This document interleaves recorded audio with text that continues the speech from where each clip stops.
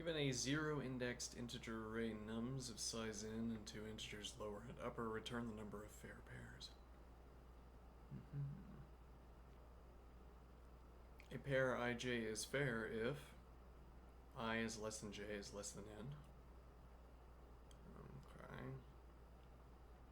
And lower is less than or equal to nums I plus nums j, which is less than or equal to upper.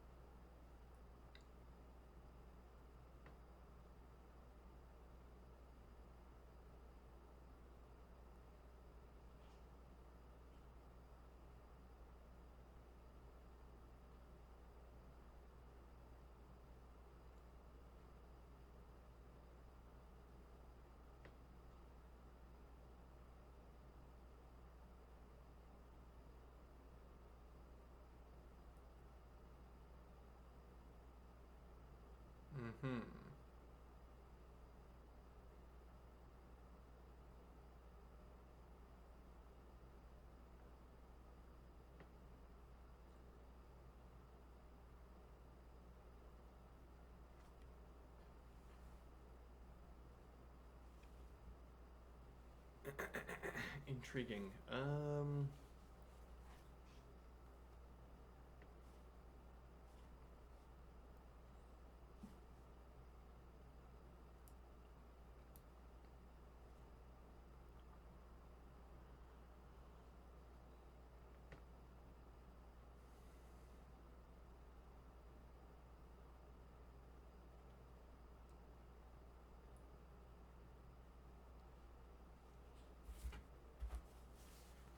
Do we need to start with a sort?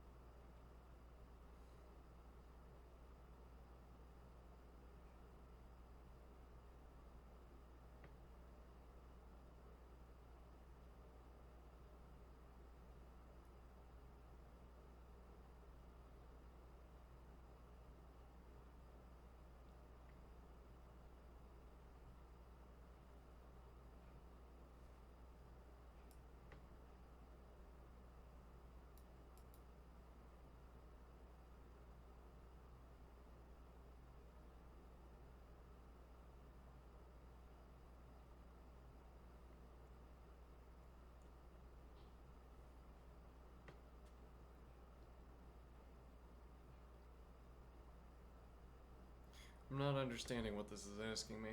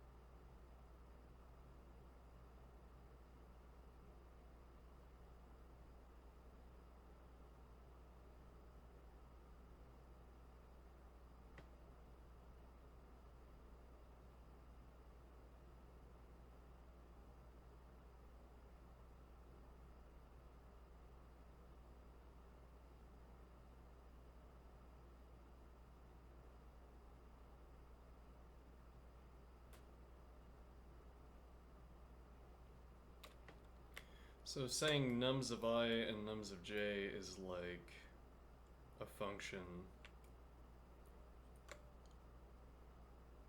where we take the position I or position j, and we ask what number is in that position.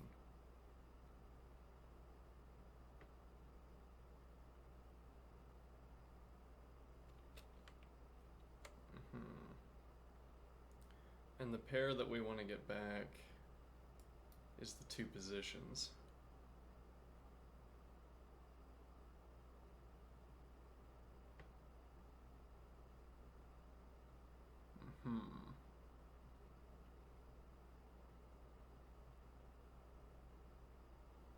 Which also means we can't sort.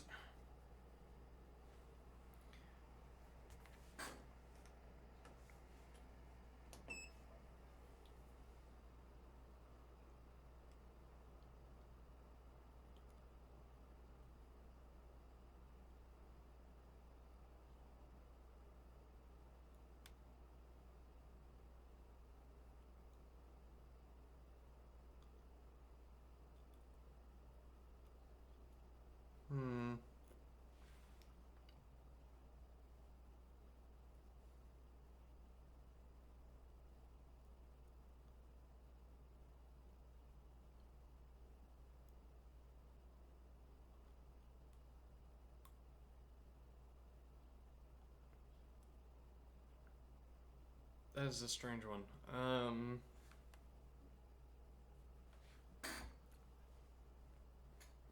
I don't know if I have an idea yet because this prompt is so strange.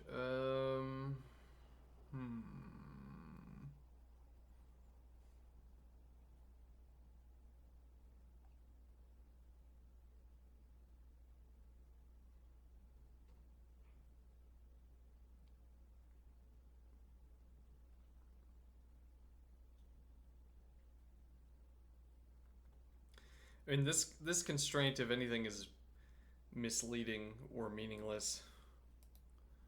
It's just saying you have a list of size n. Okay. Your number's going to be in the list. Your two numbers are going to be in the list. Oh, okay. That makes sense. Where else would they be? Huh?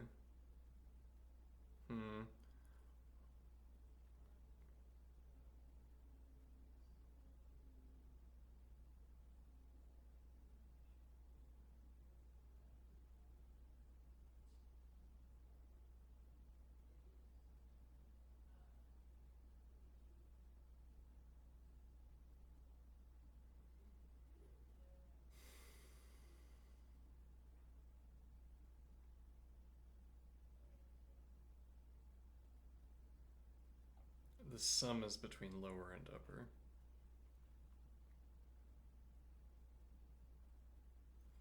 Okay, so the long and the short of this is that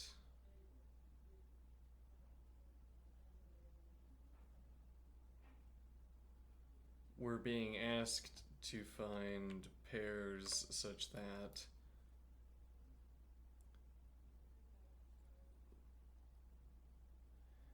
well, okay, so the constraint that I is less than j is only meaningful for returning the pair. So we have the pair 2, 3, which we have to return the pair with its position and not the value itself. Okay.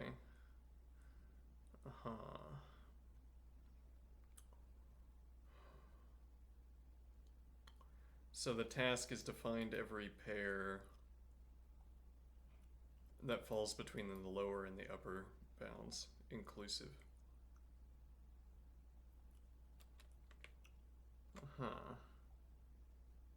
Okay.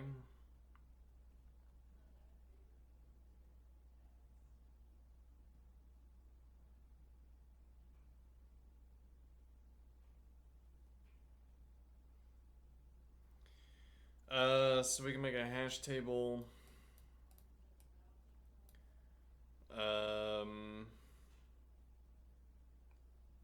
Yeah, I feel like we've solved a problem quite like this before.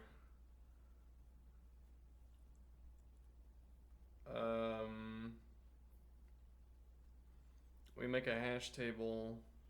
We might make 2 hash tables or 1 hash table where we have integer to pair. Okay. There's my hand. Hello. Let's see.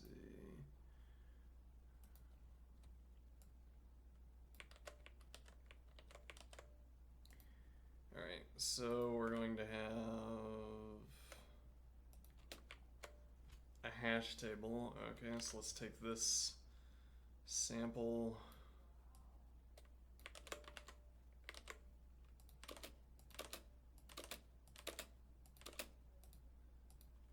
Alright, so now what we're going to do is we're going to hash.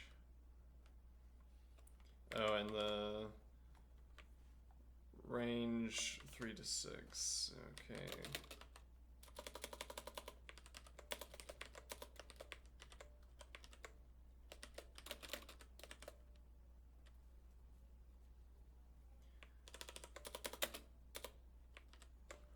Okay.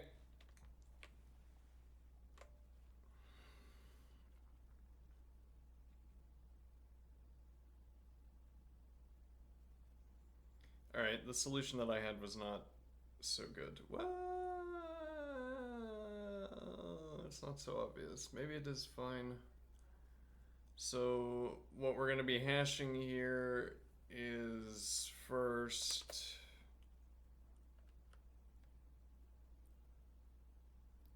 uh, 0 to hold on, what are we going to be hashing? Let me see.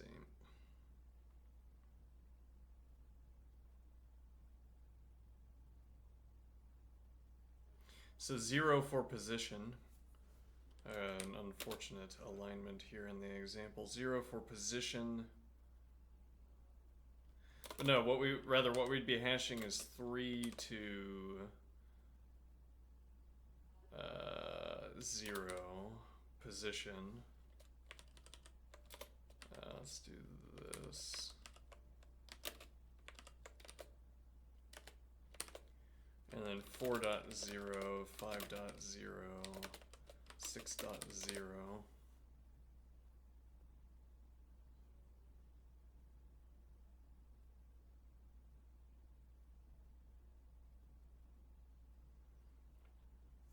Okay.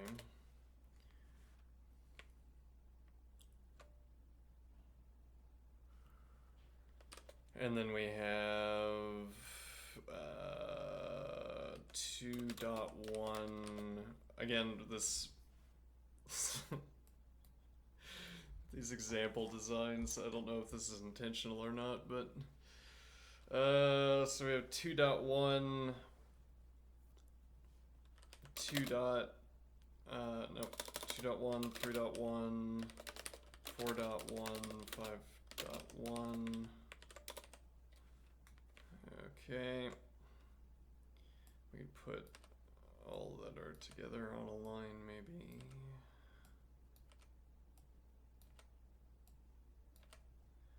Alright, we don't hash anything for 7 because there are no negative values. Never mind. Okay, we hash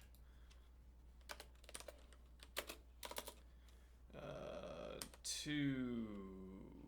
Nope, we hash -4.2, -3.2, -2.2, -1.2.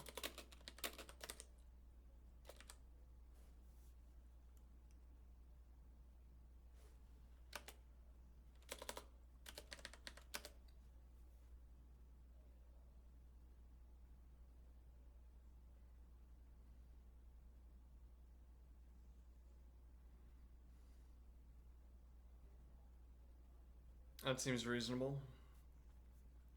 And now we'd have to So we'll have a helper function doing that. We also have to have, so in this double case, yeah, actually we should probably cover that instead of doing dot dot dot.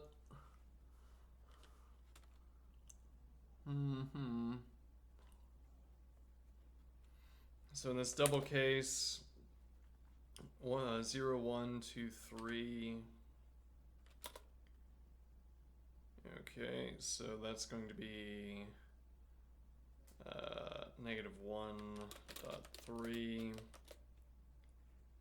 0.3, 1.3, and 2.3. Okay, and then similarly, it's going to be -1 dot.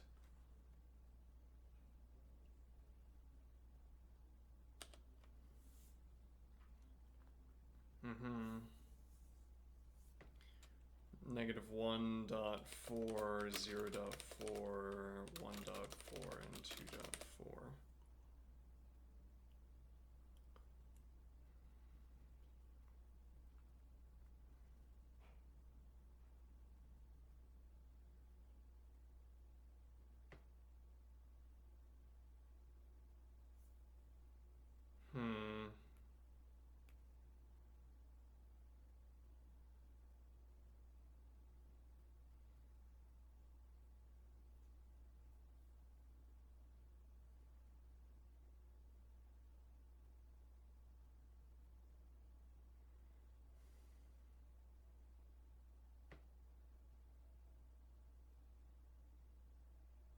Trying to think of how we should structure this.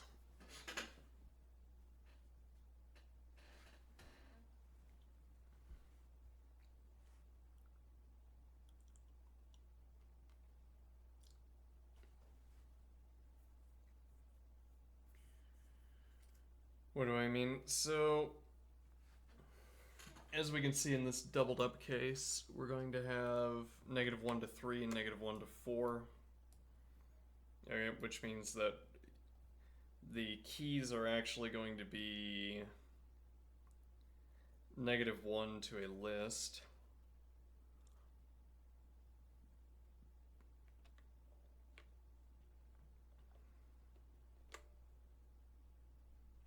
Let me think here. So we would be looking for the number -1. Okay. The value associated with the key, we have -1 to a list containing 3, then we have -1 to a list containing 3 and 4.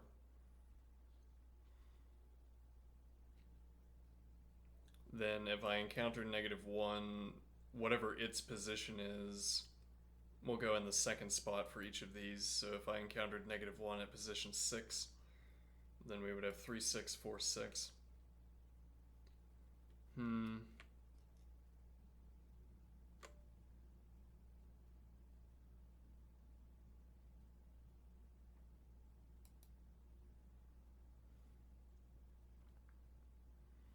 Okay, now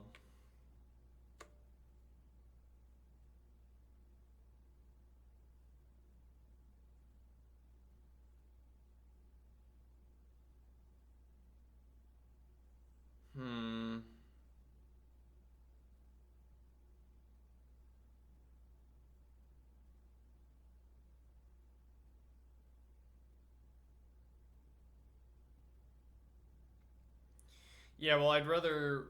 What I'm thinking is that I'd like to.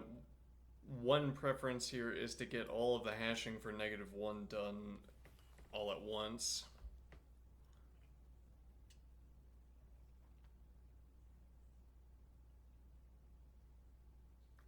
Okay, and that would involve scanning our list. Let me think here.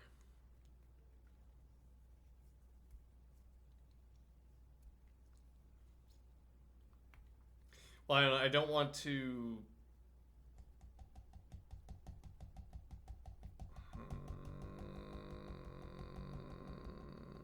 Let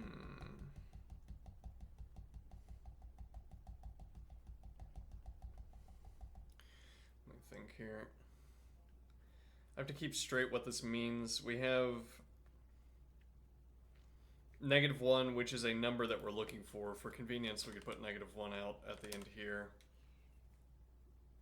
Okay, so we would be cycling through until we hit -1.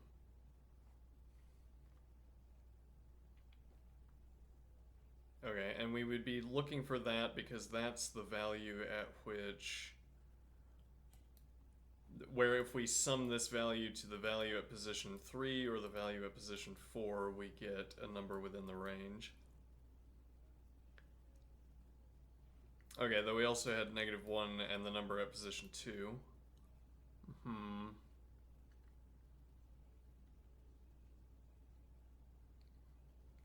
Yeah, well, though we can't do a mapping. We can't reasonably do a mapping where we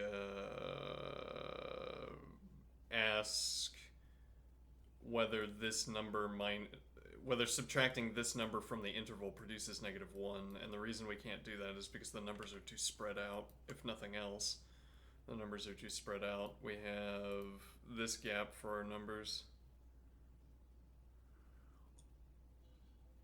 Huh.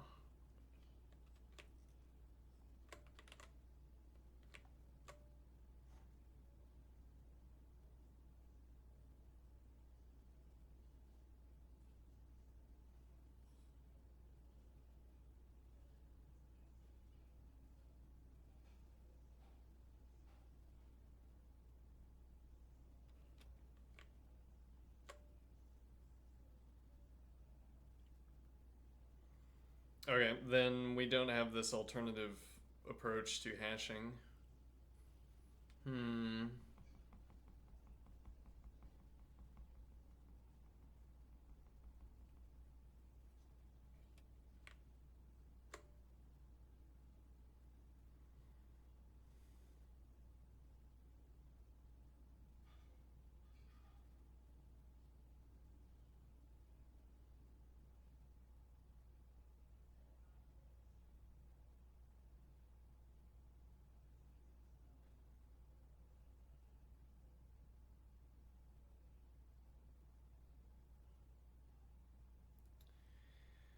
Yeah, so what we could do is we could say 0 minus 3, 0 minus 6.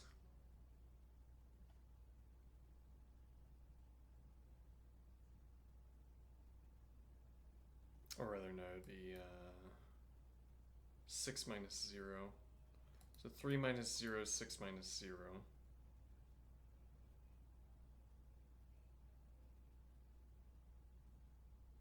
Okay.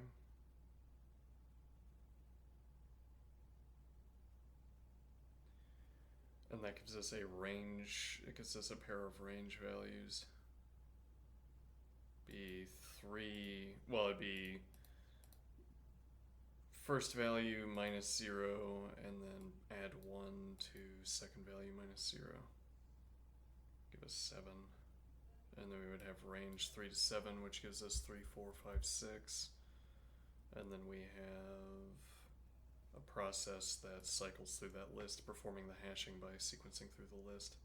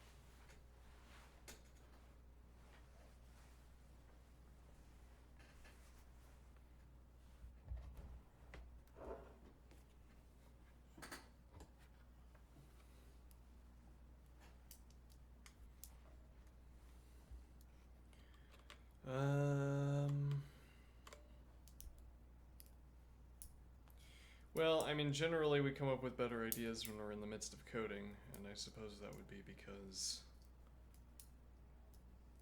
code is how I think about these problems. Let's see here. Hold on, I don't have... Right now you can look at my hand.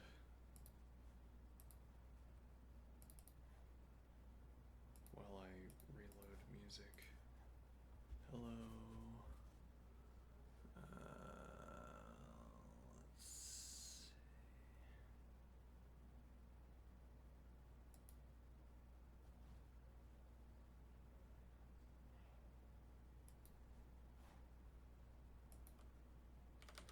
All right.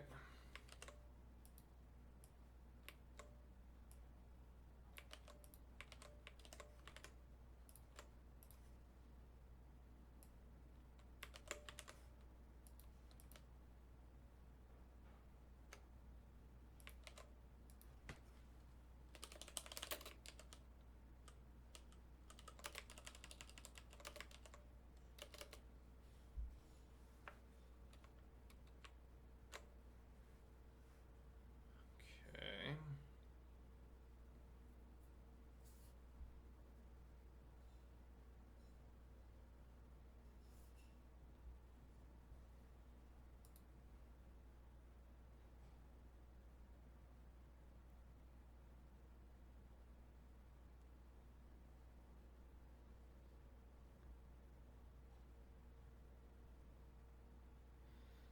So we can do this in one go, I think. Okay.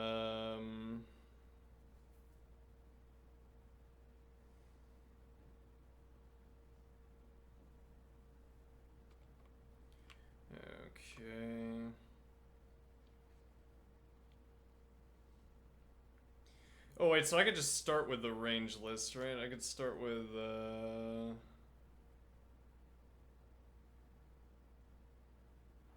I could start with a range 3 to 7. Do that with literal. Well, no, I can't do that with literal. Alright, so define list cycle function nums list integer, say value. Alright, then we have range list integer. So integer, the word integer, the type integer is shaping up to be associated with system actions. And then value is like a given value from a problem. Makes sense to me. Alright, so we're gonna have range list, which will be given in the call. Alright, but we need, well, yeah, but we'll be doing like fold left or something like that. Right, or for each. So actually we might be able to reduce this entirely to a collection of folds. Or, for eaches. Oh, wait, hold on. Okay.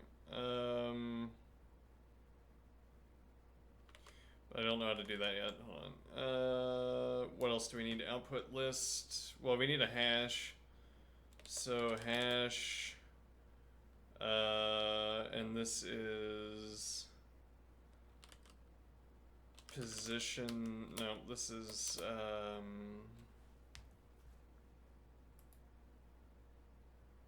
value.position. Required position.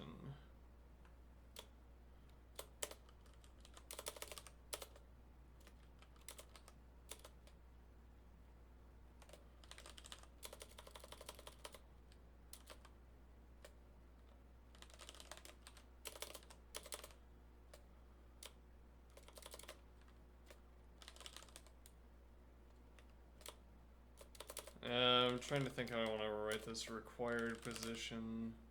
I'll just do... Yeah, but this isn't a type. This is a commentary. Yeah.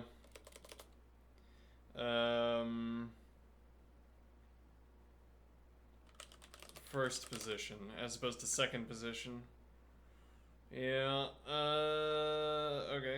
wait, does that mean we need a position value?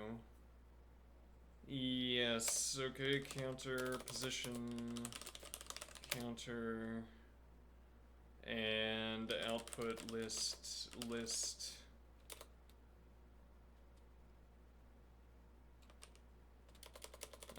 List pair, okay.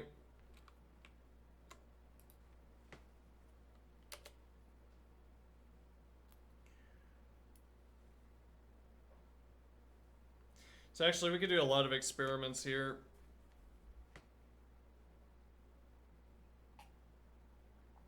Like we're doing everything in one go, but we could, I think we could reasonably separate this out, but we're not going to on this occasion. Okay, so, cond.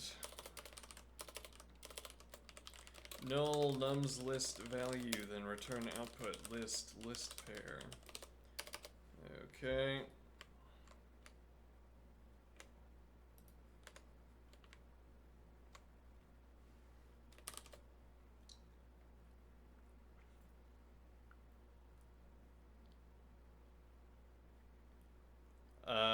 Then what I want to do, so this is actually an if,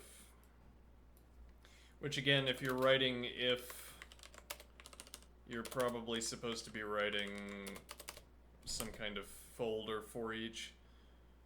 Well, rather, if you're writing if null. Otherwise, for each, yeah, well, this needs to be a mutable hash, I assume. So this would mean for each, yeah, for each lambda integer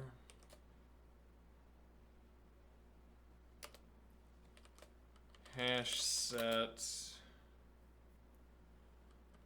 hash value dot first position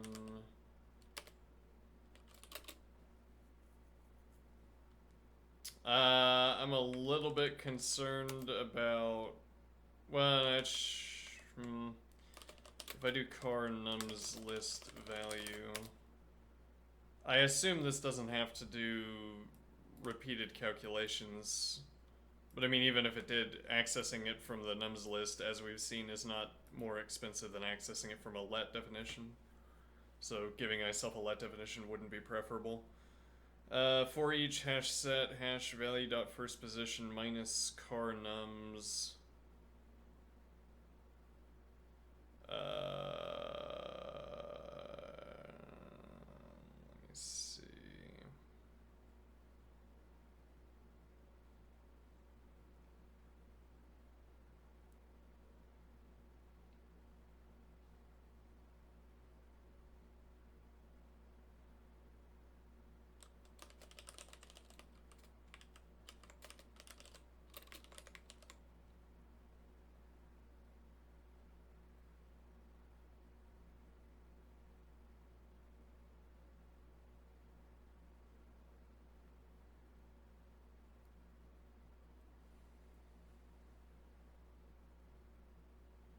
This is a little bit more complicated than I was thinking, but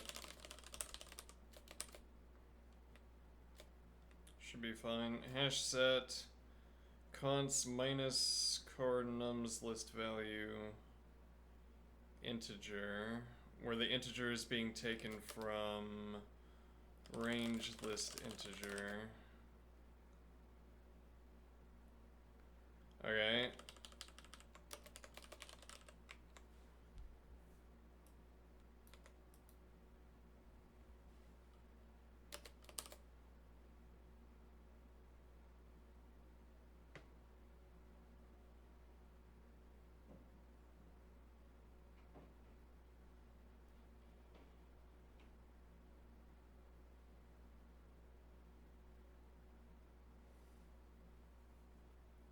This might work, but this is... like, we could make a set that has all of the elements in it. Uh-huh.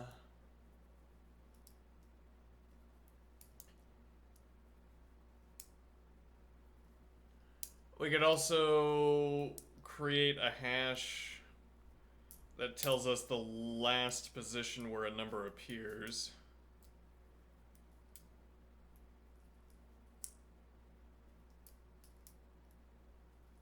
I guess the point here being that filling out the entire range for each number only makes sense when you're looking at these small examples, but if we had a range of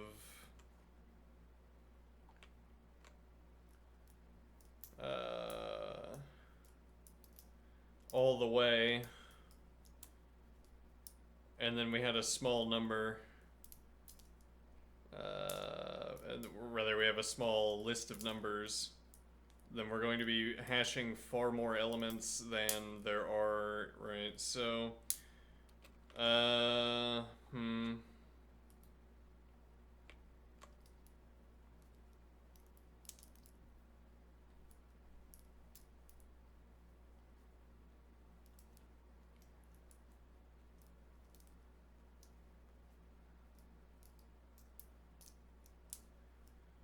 okay, yeah, that's complicated. So, yeah, this is not a good way of doing it. I mean, well, rather, this would work, but it would be consumptive.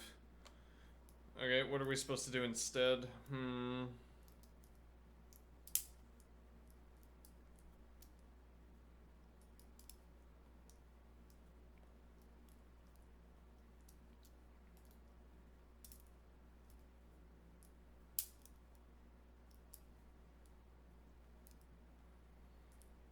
So if we created a set,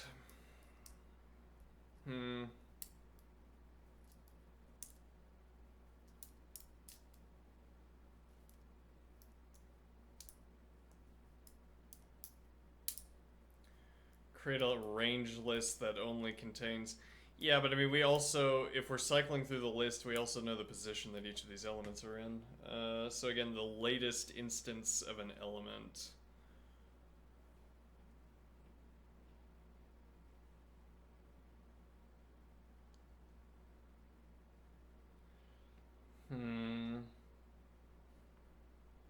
Wait, why don't I cycle through and... Why don't we instead have value dot position? Yeah, so here we're doing value dot first position. Let me think here.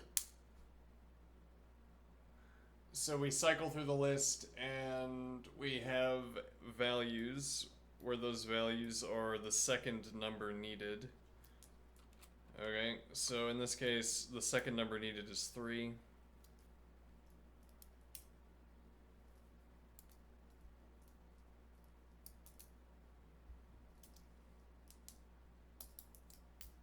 Yeah, they're phrasing it that way, saying we have the second number needed. I'm not sure that's great phrasing. What is the idea here? So for each number in the list, we mark down every one of its positions. Okay, and then...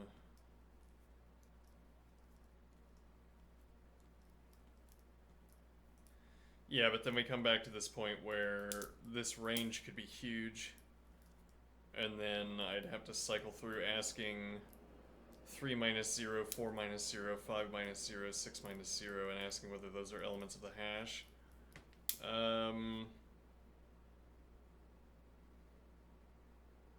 Or again, we could filter the range list based on a set, or filter the range list based on elements of this list.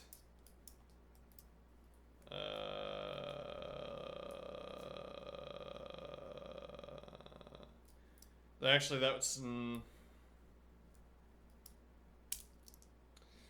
think here.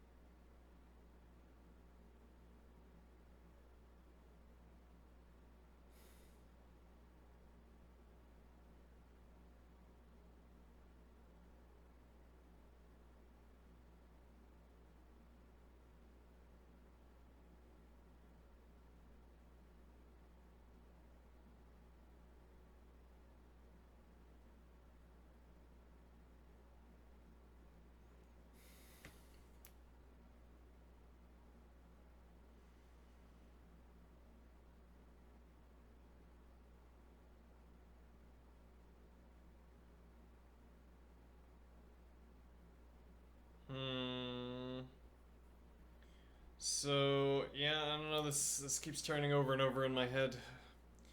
So we have 0 to 3. Okay, 0 to 4, 0 to 5, 0 to 6.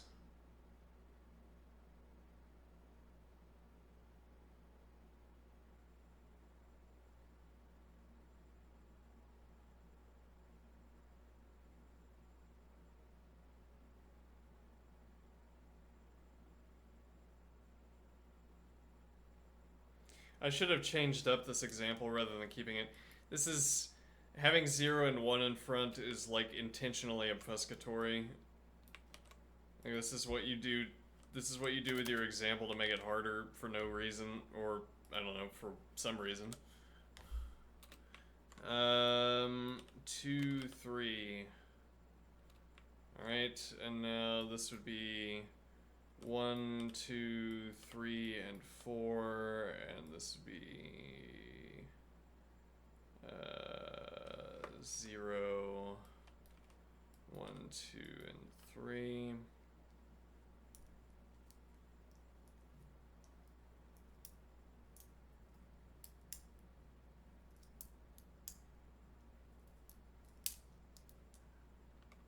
Okay. Now what is the idea?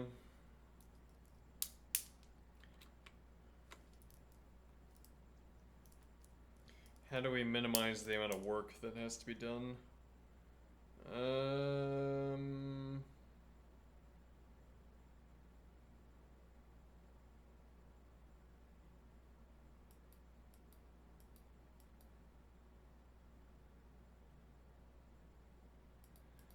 Just choose 1.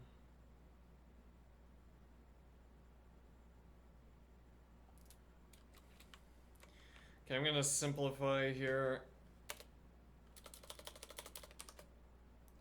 This is 3 minus 2. This is 4 minus 2. Actually, I'll put these in brackets.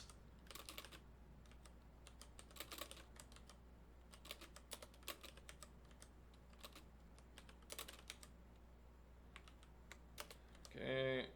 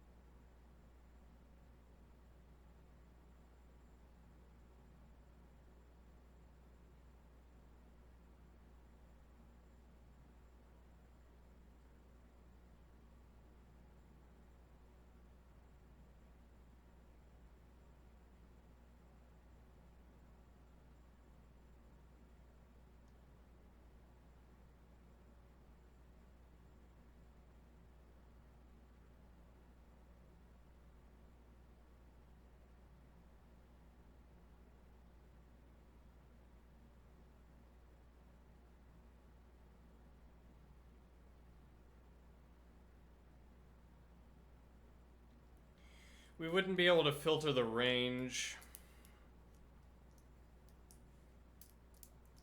The point being that it's not until after we've taken the difference that we know whether the corresponding value is in our hash table. What do I mean? So we want to say we don't need 3 in the range because there's no 1 for this 2 to pair with. Okay, but I'd have to take 3 minus 2 in order to discern that fact. Similarly, there's no other 2. Okay, so I don't want 4 in the range. But again, I wouldn't know that until I had 4 minus 2. And then I, like if I put 0 over here, for instance, then when I get to 4, I do want 4 in the range.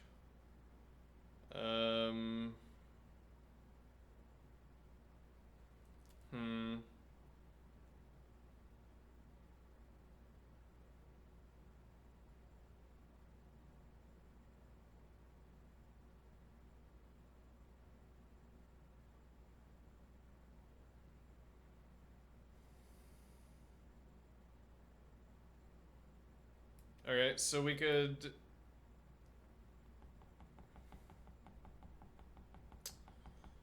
think here.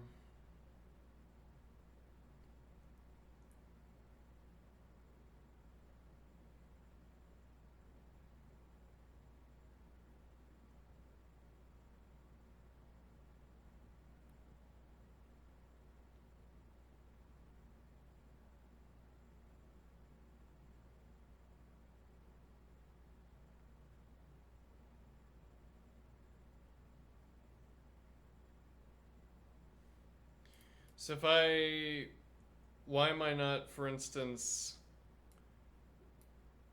fold lefting through this list? So I take 2 off the front, and I fold left. My fold left is that I can't. No. Let me think here.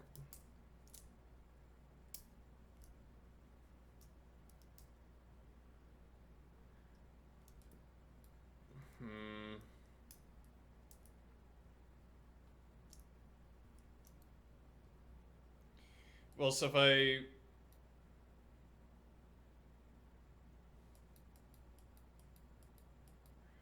interesting. Actually, I would also get the positions out of that because I don't need to know what these numbers are. What do I mean? So if I map 2 and then adding here, all right, and then similarly I would shear off 2 and I map 3 plus all of these, 7 plus all of these, 4 plus all of these. Okay, and then the idea is that I would be able to encode the position values.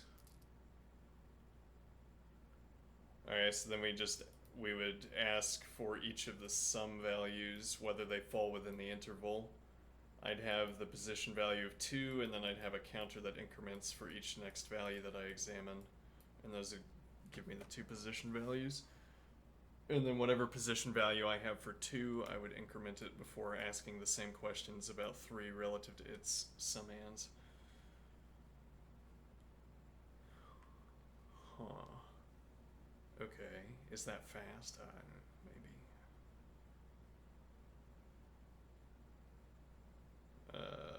Maybe not, I don't know. Alright, it's faster than what we were previously imagining, I assume. Okay.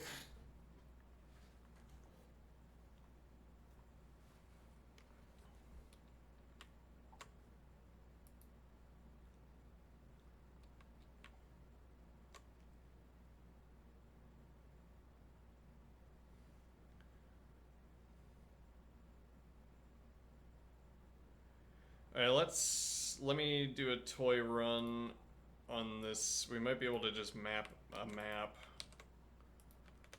Alright, so I have list 1, 2, 3.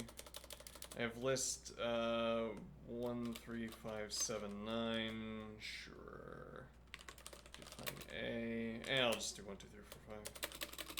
Until we have a reason to do better or otherwise. Alright, so I want to map lambda integer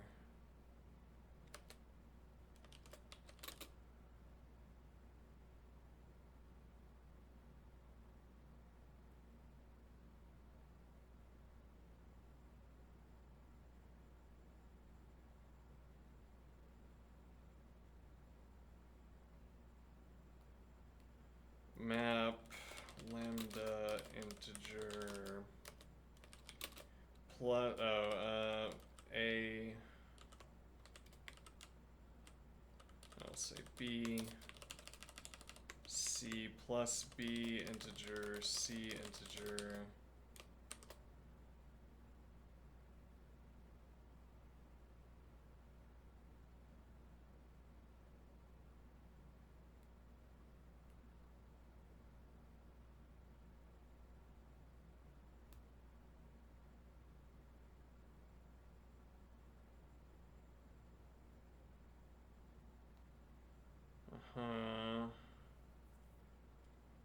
Yeah, I'm not quite sure what list name here. The outermost list has to be A.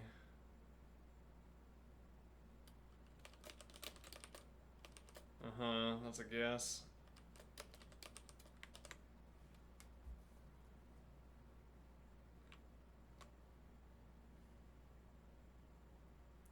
That's 1 plus 2, 1 plus 3, 1 plus 4, 1 plus 5. That's correct. Then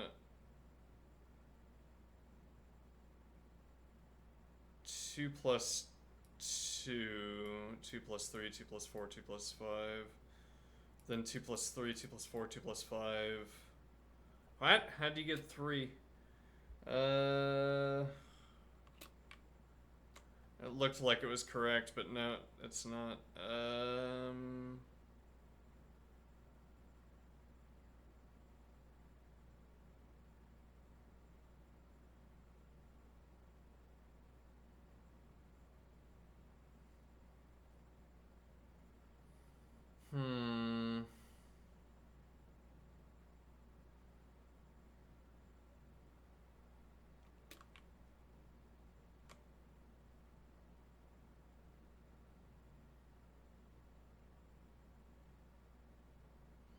Yeah, I can't tell what this is actually doing.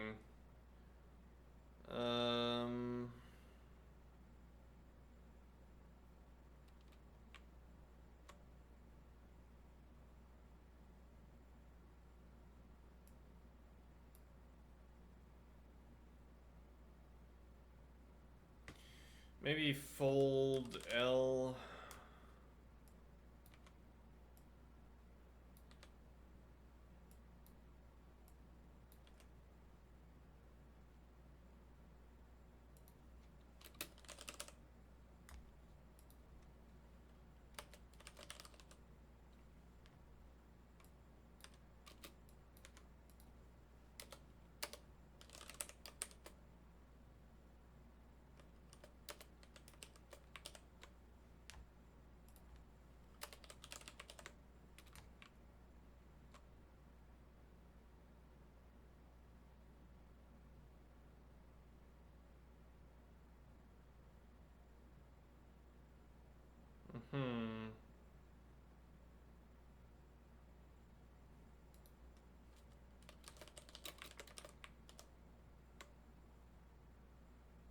No.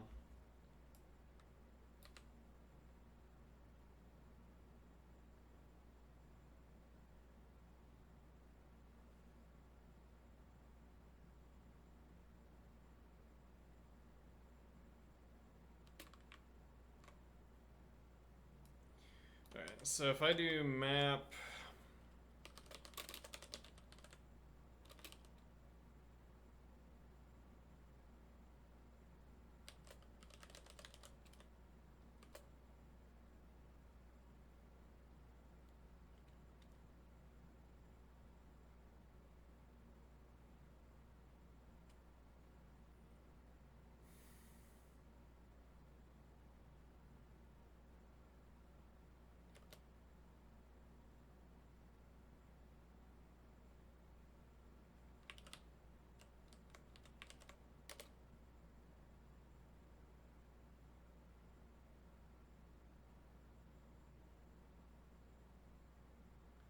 Yeah, actually, now that I'm thinking about it, I don't really know how to add 1 to each of these.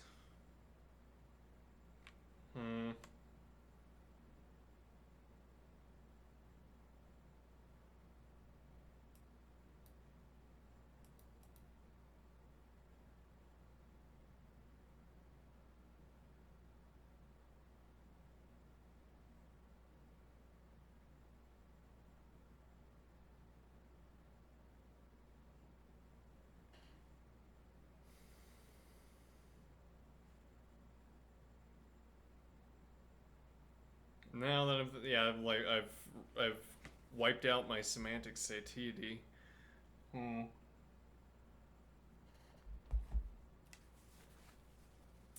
Maybe a misuse of that word. How do you do mapping? Map lambda b integer.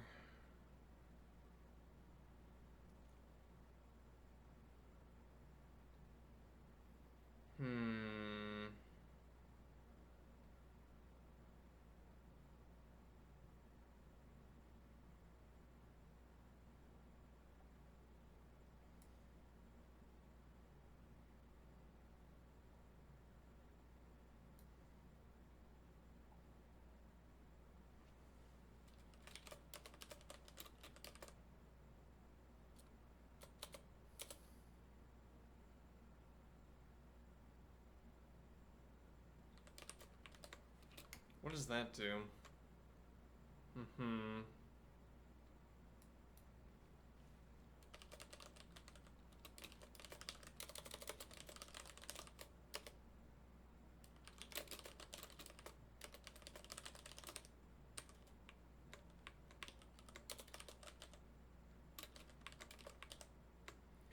Okay.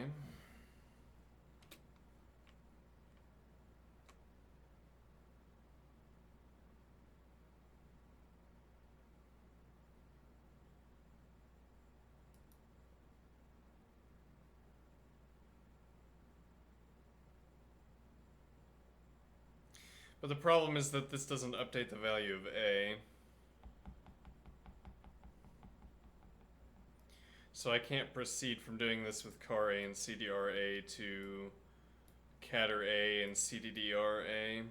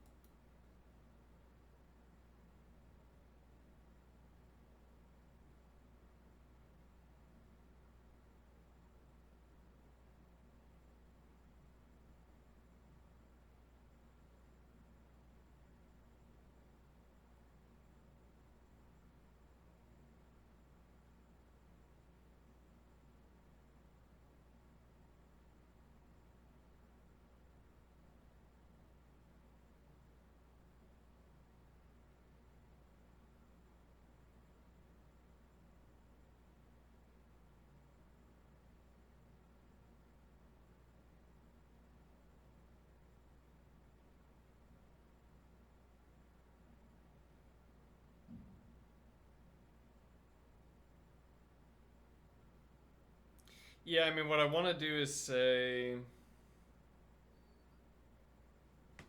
fold L.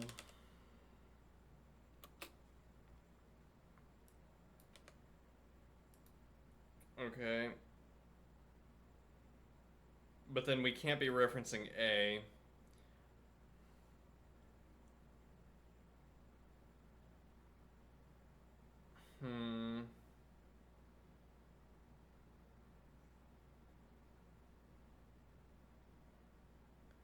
We'd have to reference the list that is that fold L talks about. So I say null. Well, it'd actually be lambda list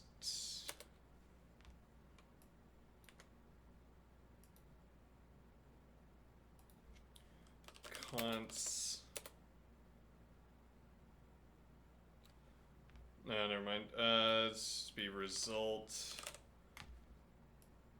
Const this onto result, starting with null and working with A. But the point would be that if I could reference this A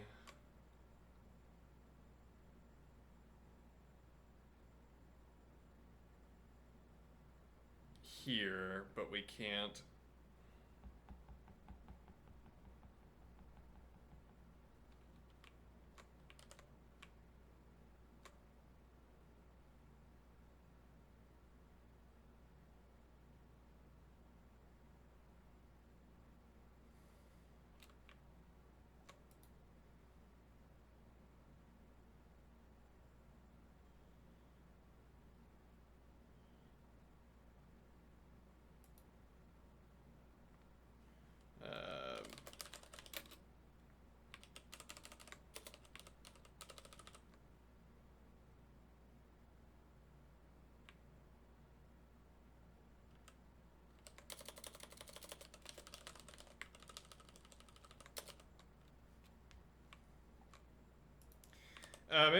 Maybe we could fold L, fold L.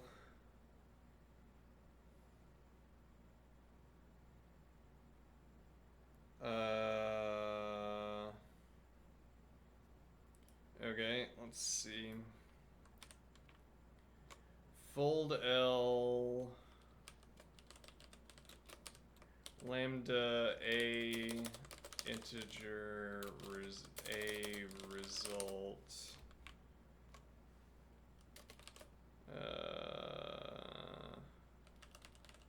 Fold L, lambda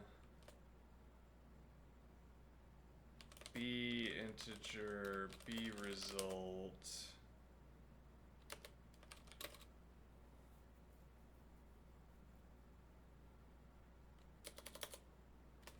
Const plus B integer plus A integer onto B integer onto B result.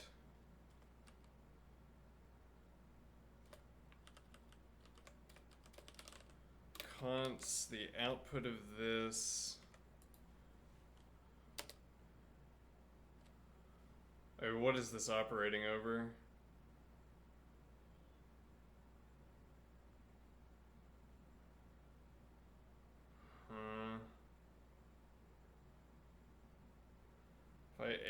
A is not gonna do it, unfortunately. Let's see. We'd have again to be able to talk about the list that's given to us by fold L.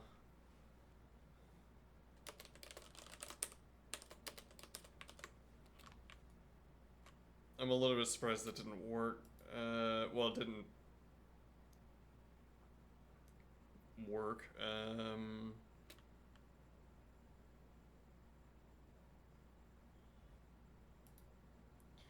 All right. Let's see.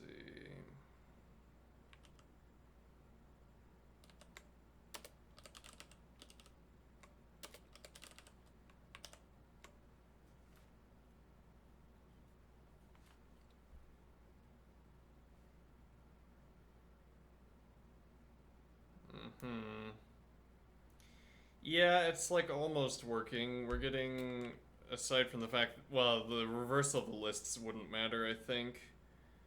We're getting 1 plus 1 plus 2 plus 3 plus 4 plus 5, and then we're getting 2 plus 1 plus 2 plus 3 plus 4 plus 5, which is just not quite what we want.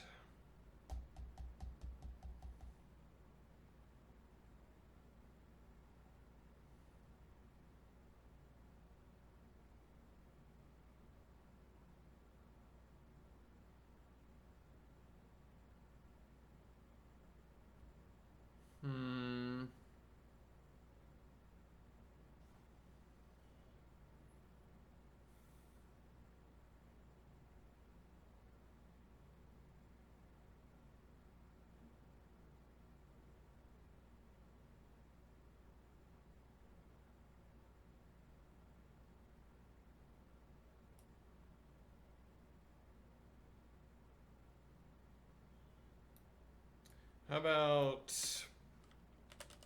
for each?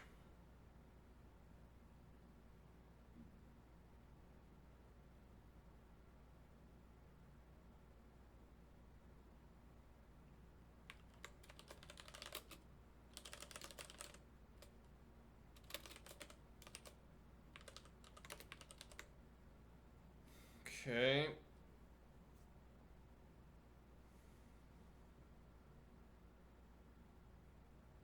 Hmm.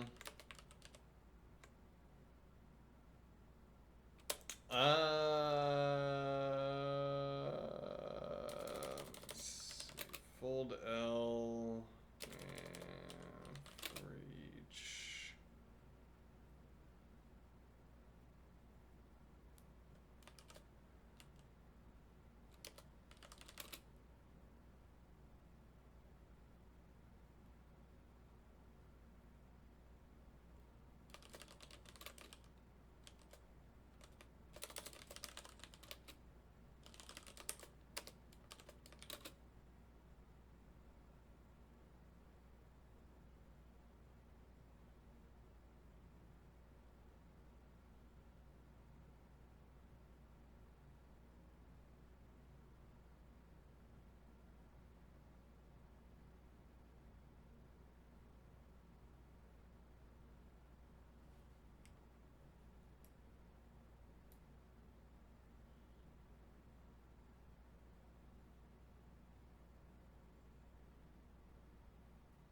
Yeah, now here I don't know how to reference the element that's taken from for each.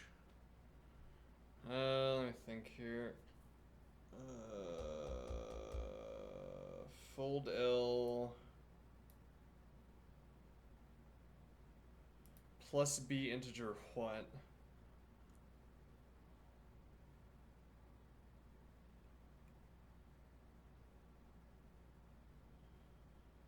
Hmm.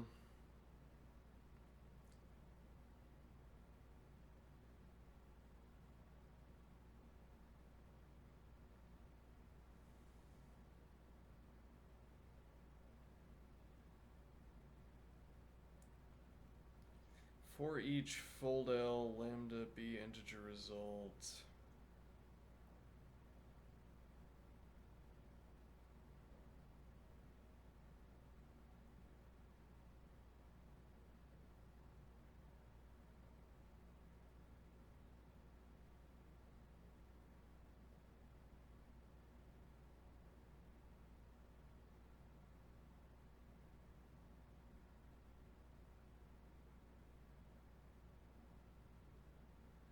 Nah, I just don't have enough practice using these kinds of, taking these kinds of approaches.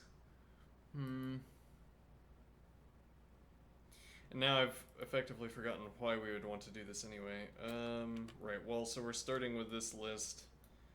We want the list that contains the sums of each of these.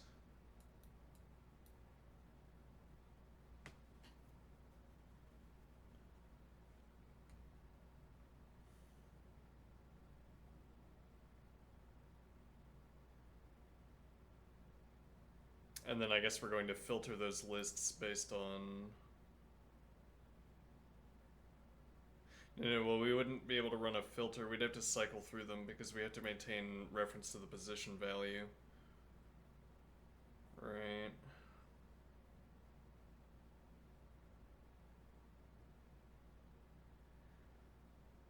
We'd also need to run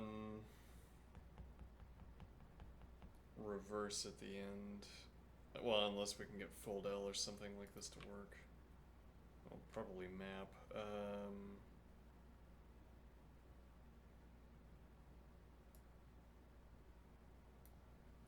Can I do for each map lambda b integer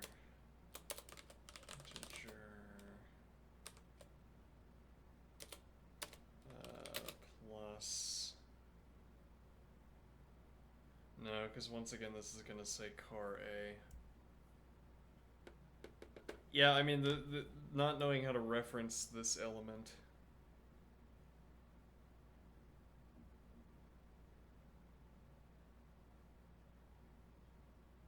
Yeah, but isn't that... There has to be a way to do that, right?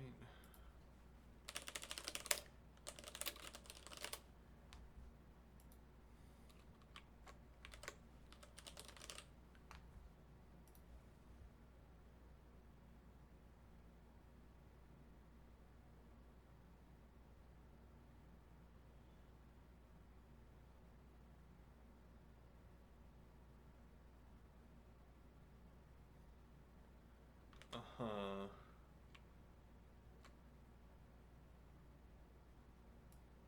So this would rather be for each lambda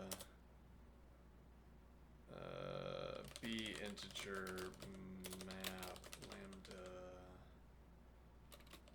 c integer plus b integer c integer onto... Yeah, and then that's where we run out of juice because we can't reference the remainder of the list.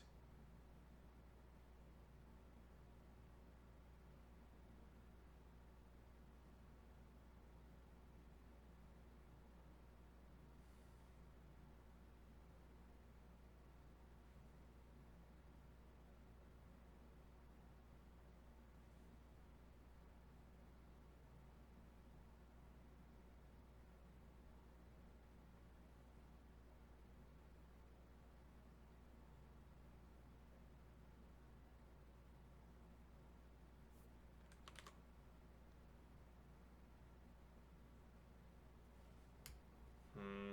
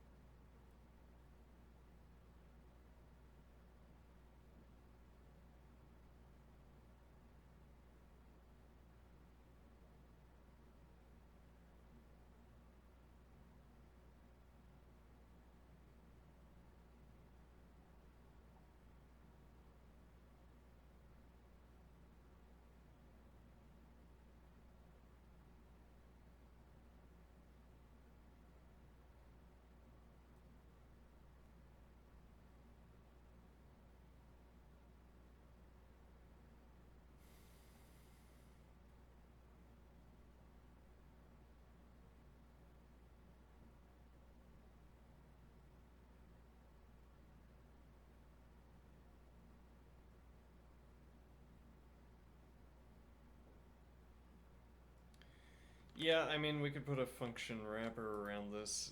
We'd be done 30 minutes ago if we'd put a function wrapper around this. Yeah, well, whatever. Be nice to be able to do this. Well, because we're going to be... The function wrapper is going to look exactly like what we'd want to replace with either map or fold or for each to begin with. So I can say define list cycle function input list integer. Okay, and then output list integer.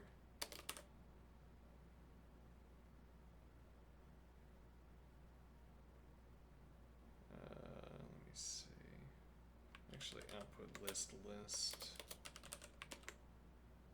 Alright, so if null input list integer,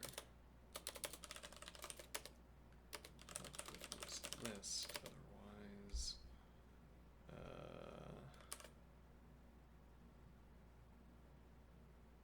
let's see, map lambda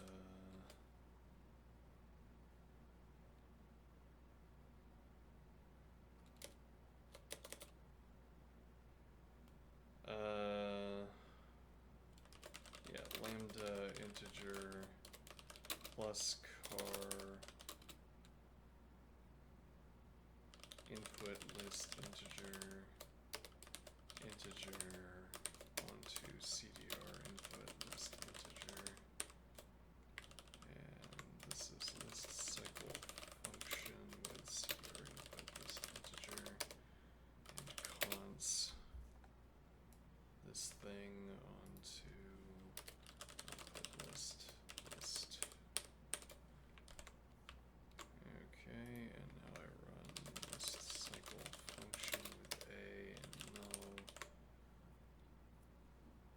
Okay, and that is indeed what we expected. Except for the null at the end.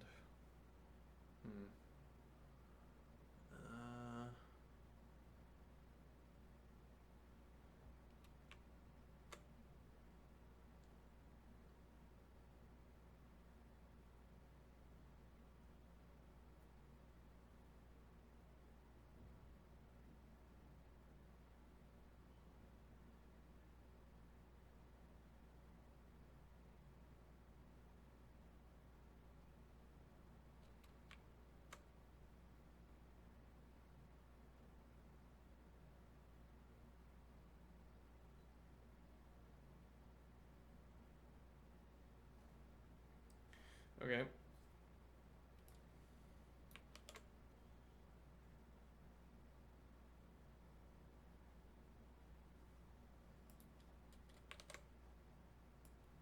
So that's going to give us our list of lists. What do we want to do with our list of lists? So unfortunately our list of lists is out of order.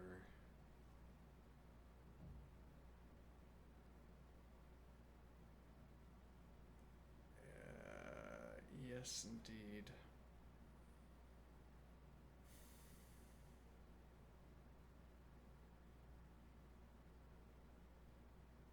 Which we could resolve by reversing the list, but I'm wondering if there's a generative method to avoid the reverse. Right. In generation method to avoid the reverse.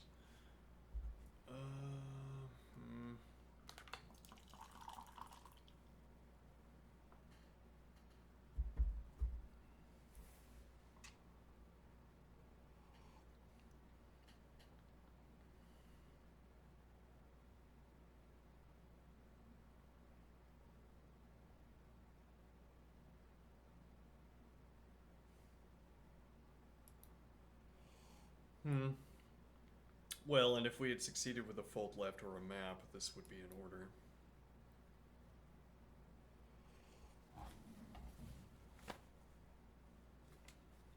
Why do we need them in order?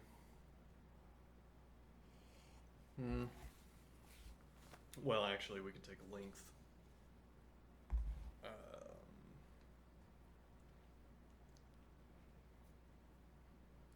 Actually, hold on. What? How are we using this again? So we're saying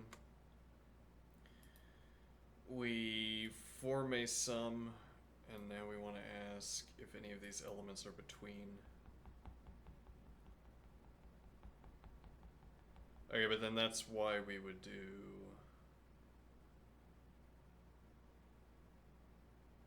Hold on. No, well, so if we look back over here, we know that, rather, if we look back over here, we know that this is the sum of the last two elements in the list. So if we had length of list, right, and then we would subtract downward. This is the sum of, let me think here.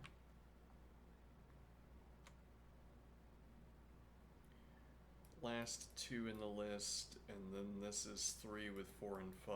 Then the next list is 2 with 3, 4, and 5. Then 1 with 2, 3, 4, and 5. So I guess we wouldn't have to run a reverse. We would instead shear the null off.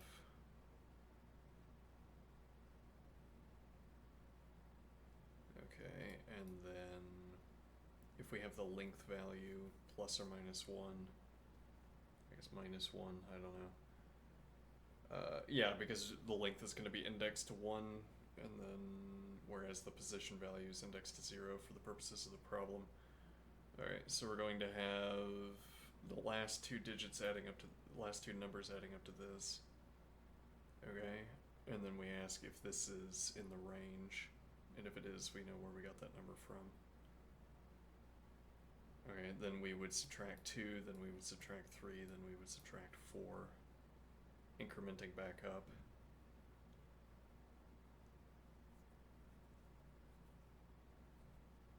What exactly is that telling us? Why am I saying subtract 1, subtract 2, subtract 3? So we're saying we have the length of the entire list Okay, I subtract. Well, we do sub1 to get it back into indexing to 0. And that tells me the last element in the list. So I subtract 1 again. Okay, then that tells me the next to last element in the last element summed up to this. Okay. I don't care what the numbers are. I don't care what the summands were.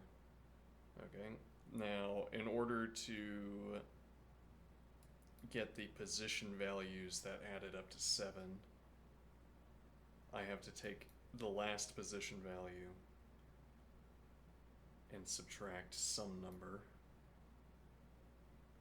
Let me take this over to notes.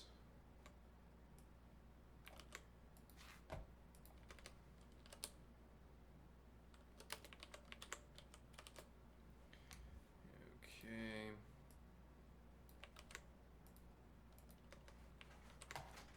I think I probably need to get a better mouse pad. My mouse combined with this mouse pad feels so wobbly. Like it moves under my hand when I let it go much of the time, and it doesn't feel like I have much control over where the mouse ends up. It makes my right hand feel bad. It gives me a sense of anxiety about using the mouse.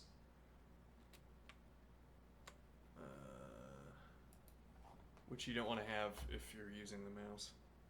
Yeah. Okay, so what is the idea here? Alright, so this is the sum of positions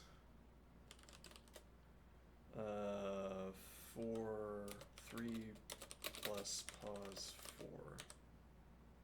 Okay, which we could rephrase as len minus len minus length 2 and minus length 1. Okay, but then we could say minus length 1 and minus length 0, and we'll suppose that we have indexed to 0 already. Alright. Now what is this? This is pos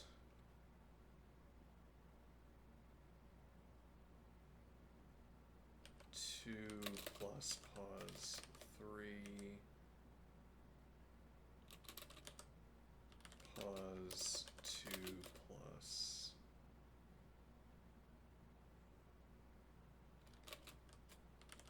pos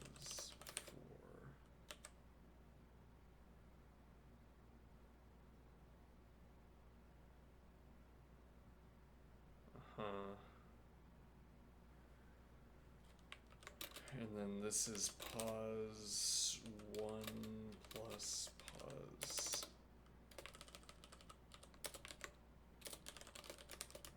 2 comma pos 1 plus pos 3 comma pos 1 plus pos 4.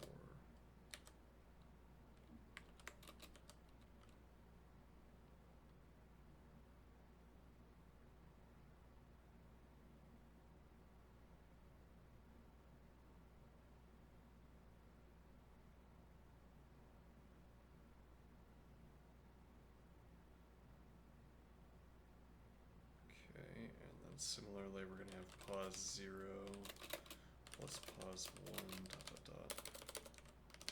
Alright, so this tells me that I take the output list of this folding procedure, or mapping, or whatever it was that I did, and now I take our 0 indexed length minus 1, and then our starting index length in each case diminishes by 1. We have to hold on to this value during whatever process, because we use pos 1 plus pos 2, pos 1 plus pos 3. So decrementing that value is simple, and we always start at plus 1. Okay. So now the idea is that I cycle through this list. Is this in the range? If so, its pair is 3, 4. Is this in range? If so, its pair is 2, 3. Is this in range? If so, its pair is 2, 4. Okay, and length, running a length on a million elements takes 0 time, 0 milliseconds. So length is not a costly operation. Define length. I mean, we probably want to carry it around with us. Well, actually, we don't need to carry it around with us. We just need it once.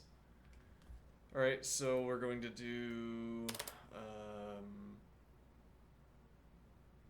Let me see. Sum cycle. Define sum cycle function. Define list cycle function. List cycle function.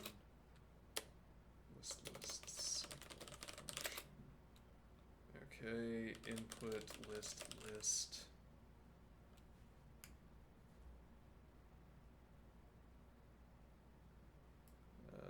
This value.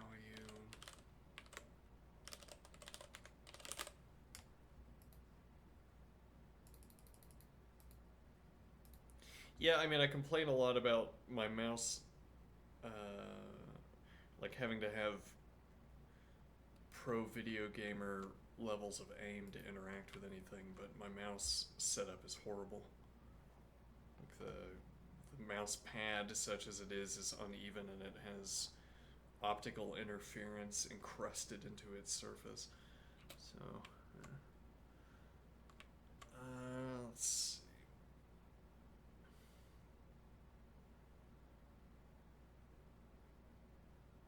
Actually, just getting some kind of pad that could cover the back of this. Or actually, I could just put the pad directly on the table. Yeah, I might be making another purchase run. Which I'm not fond of doing, but there are some things that I'm looking at getting.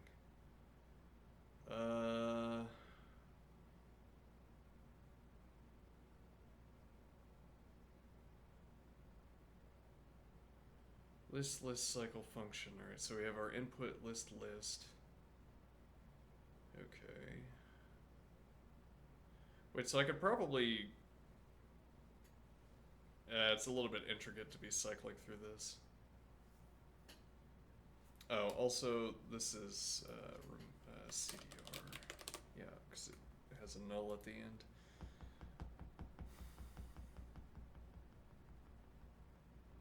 We can have doped this list. But we're not forming any comparisons on the list. Would be the problem. Alright, so we have...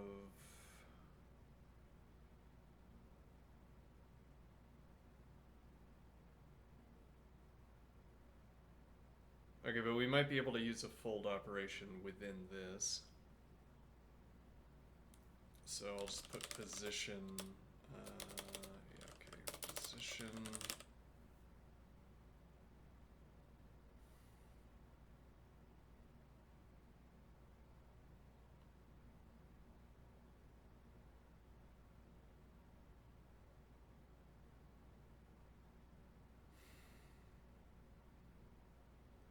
Let's just do it in the in my coding style first, and then we'll see if we can make this travel at the speed of C.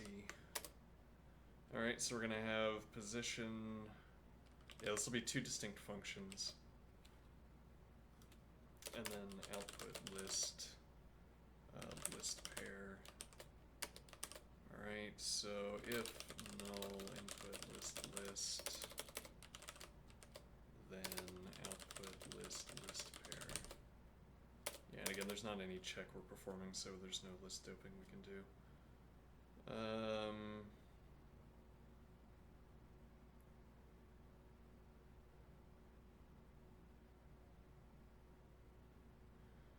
Okay, then otherwise...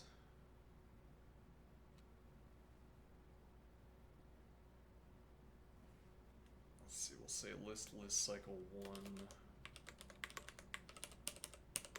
list cycle 2 function. We'll just sit on this, input list.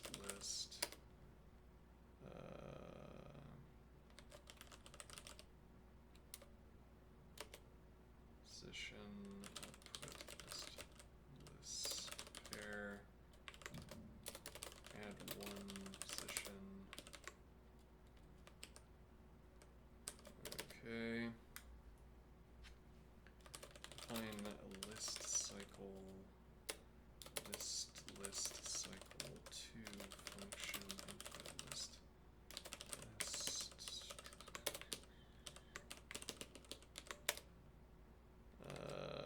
A position, B position, output list pair. Oh, and then we need interval values. Right. Okay, so we'll have lower integer, upper integer, which will pass.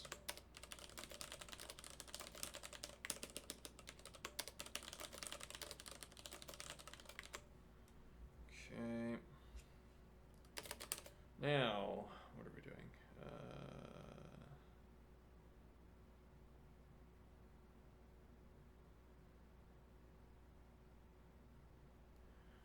And then we need to send, so actually this will be CDR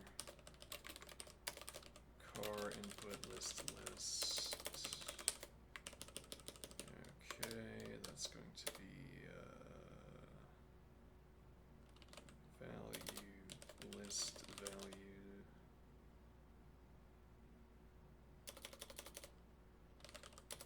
List sum.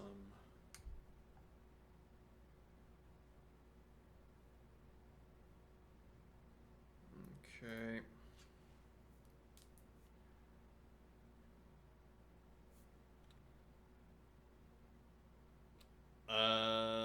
And no, we can't dope these lists either.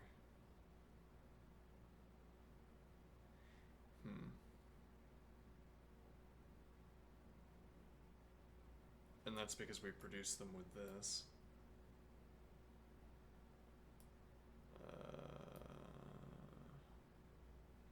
No, rather, we didn't copy it over. So we're producing, oh yeah, this. Yes, okay, so this is our mapping procedure, right? So we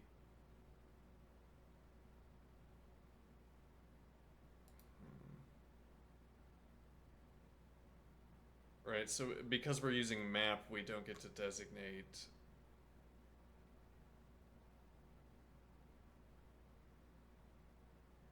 okay, but that's bad, right? Because we could individually dope these lists. We have to. The real problem here, the hidden problem here, is that we don't have a good estimate of the relative speed, the relative efficiency of these baked in map procedures as opposed to my constructed procedures. We know things like manually counting length is not nearly as fast as running the length operation, e.g. But so in this case, let me think.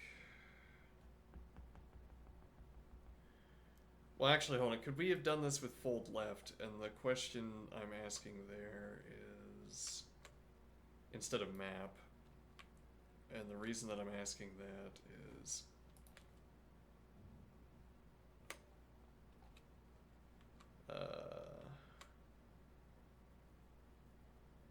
because we could pre-dope, we could dope fold operations.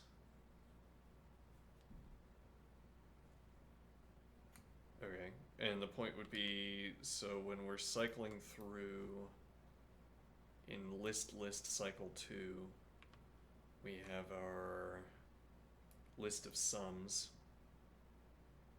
Okay, we could pre-dope these lists with plus inf or nan, our typical options.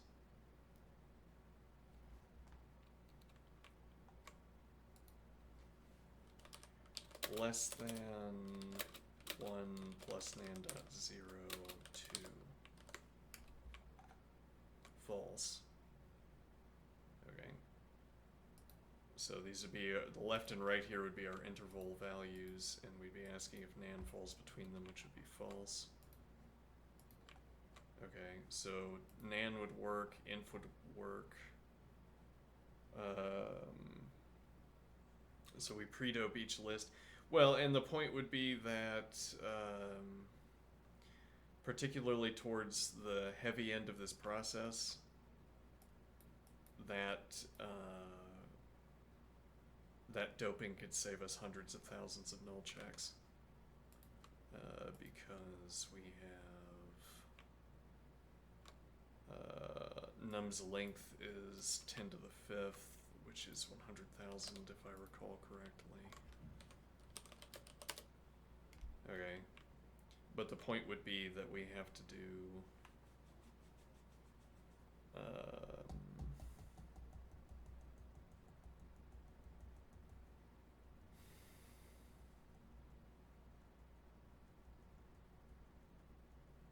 let me think here.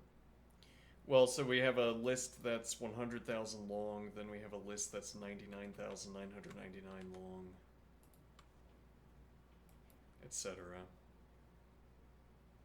Okay, and that number is the number of null checks we would save each time by having the inf dope.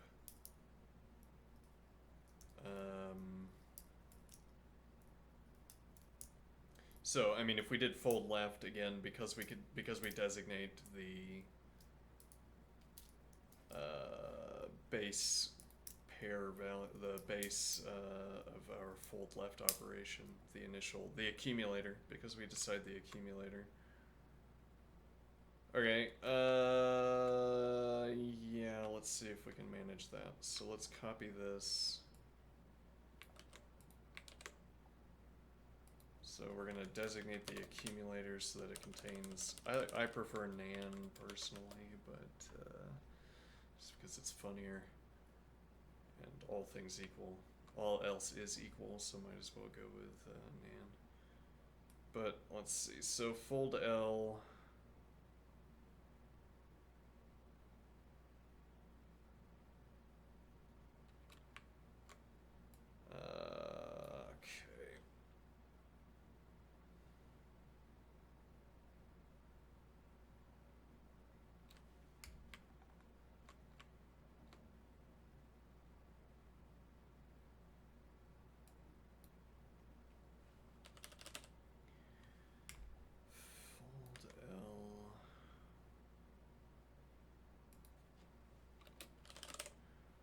result.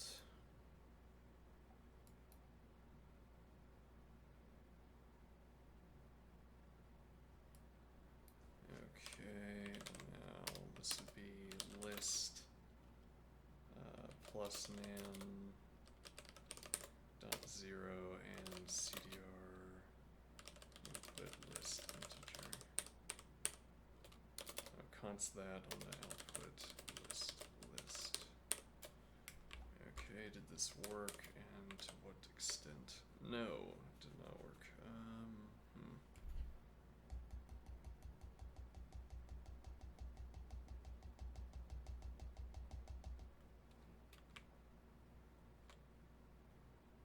Oh.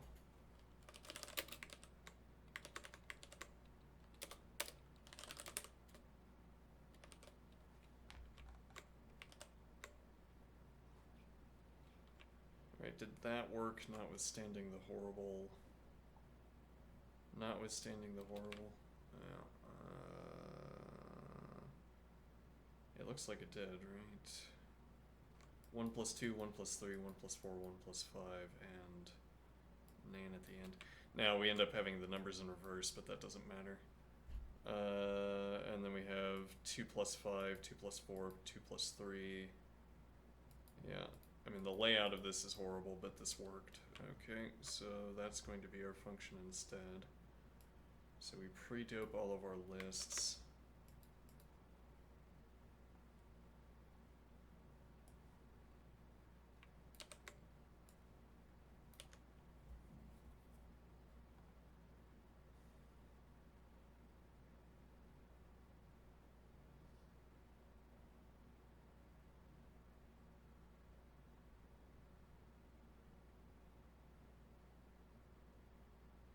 Okay, which is going to guard our termination behind falling outside of the interval. So, cond.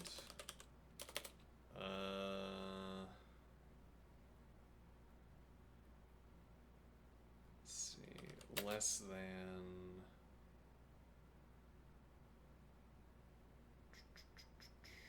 lower integer car input list, no, rather car list sum and upper integer, then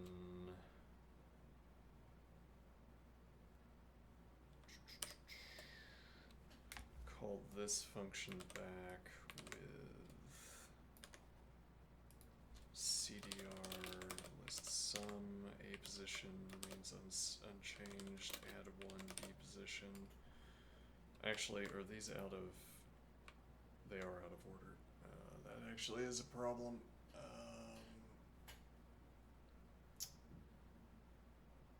It's tedious. Let me see here. Yeah, but you can't pre-designate,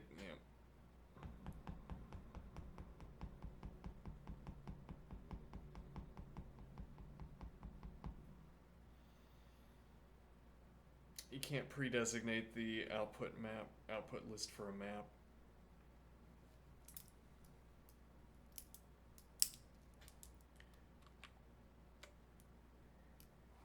I've never heard anyone else talk about this idea of list doping.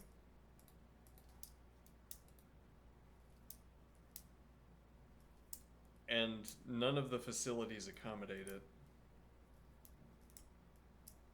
Unclear why.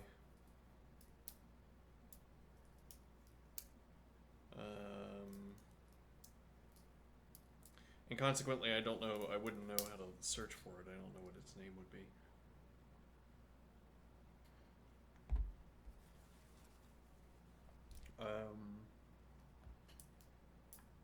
What point do I want to make? What idea do we want here? Okay, so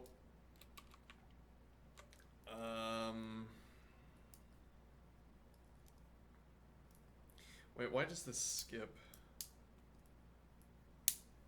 1 plus 2. No, it doesn't skip. 2 plus 3. Well, it's like this, as if this 4 becomes 5. Okay, yeah. So we would have to have this, but it's worth because the number of null checks that we skip by doing this is huge. And actually, though, it's not as many null checks that we're skipping as I thought because we're guarding behind.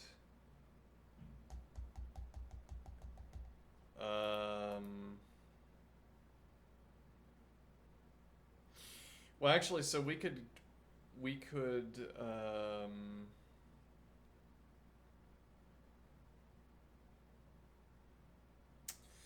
No, I was about to say we could dope with an element that falls inside the range if we wanted to guard by falling inside the range instead of out. We don't have any statistics, but also we don't have any statistics to back up such a decision, but also this is the cheapest way of asking this question.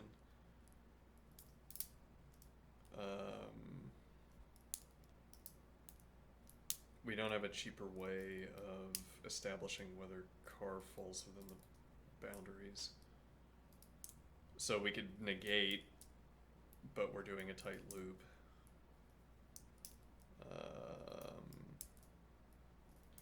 We could embrace negation and say it costs nothing.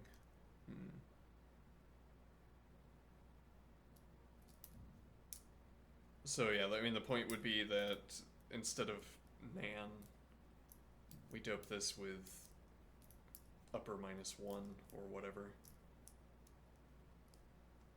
Okay, and then we would guard the termination condition under satisfaction of this condition instead of violation of this condition.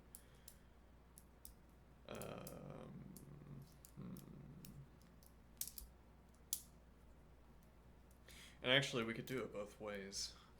Yeah, but this is, we keep saying do it both ways, but then this is going to turn into a 10-hour project. We're not getting a lot of coding done, notably, because of all of this indecision. Yeah. Less than, lower integer, car list sum, upper integer.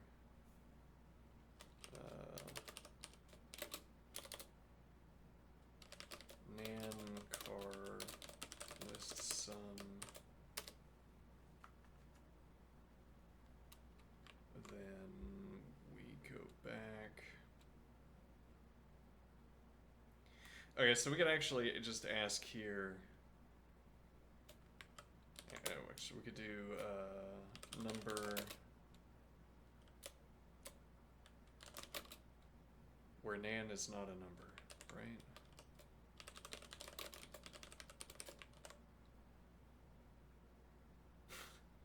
Incorrect. Is it an integer, though? No, it is not an integer. Not a number for number purposes is a number. Alright, integer. Car list sum. Then list cycle to function with. Let's see. CDR. Okay, so we'd have to be subtracting B position if we're gonna use the doping.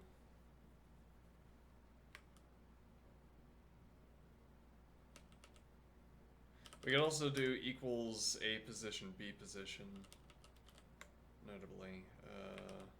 So this would have to be sub 1 B position instead. And we have to find a way of resetting B position into the correct value every time. Output list will remain unchanged. This needs to be const list A position B position onto output list pair. We don't change the output list pair here. Lower and upper integer never change. Null input list.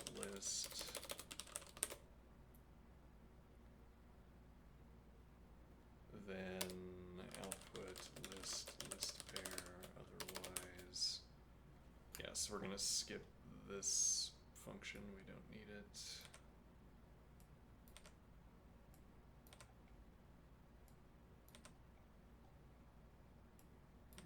Okay.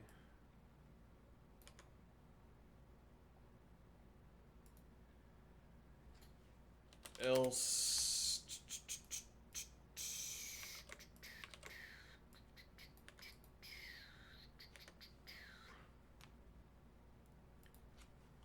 CDR input list, car input list. I don't know what to do with B position yet. Output list, those remain the same. Okay.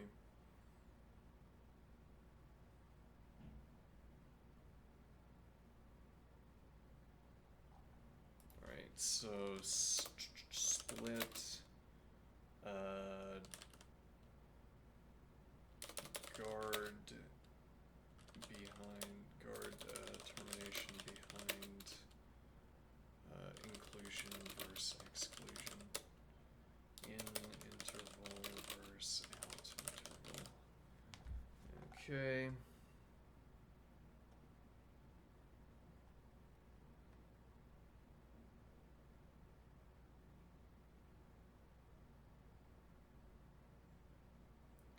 So, I mean, the real dubious aspect of this is that we could... Yeah, and then, okay, yeah, another split.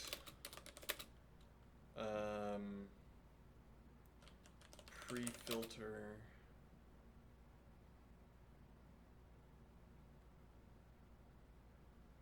Uh-huh.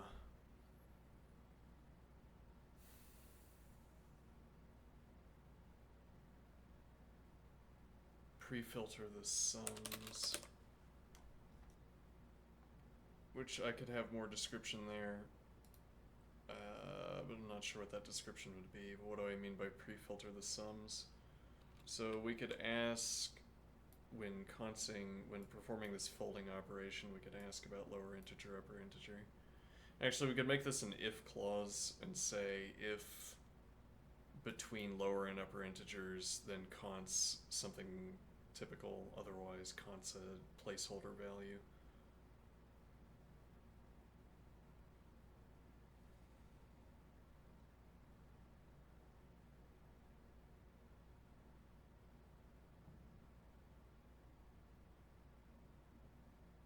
Okay, which really raises the question, why aren't we doing this whole thing? Well, I mean, the reason we're not doing the whole thing in one function is because we want to see if setting up the list and then cycling through the list can be faster than doing everything in one go.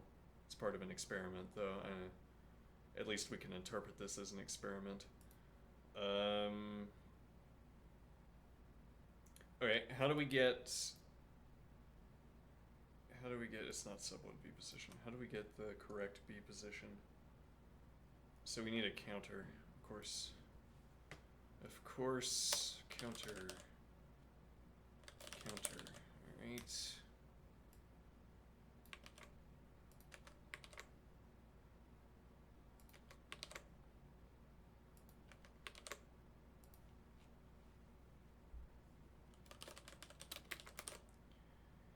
Okay, and then we need plus a position counter.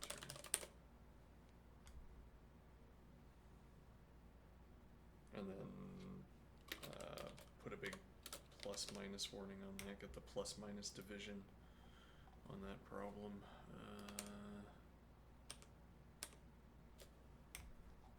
Alright, now what do we do?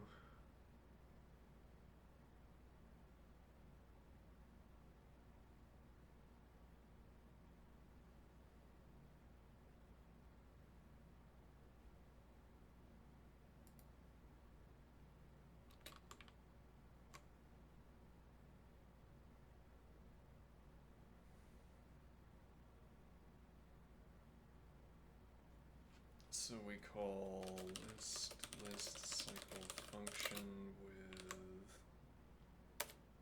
this. So we could do cddr and catter output list. cddr because the first output will be null. Nope, incorrect. Well, actually, yes. First output will be nan, which by itself, which we don't need. Alright, then we need a position, which will be length minus 2. So let length integer length input length actually we should do that at the beginning probably.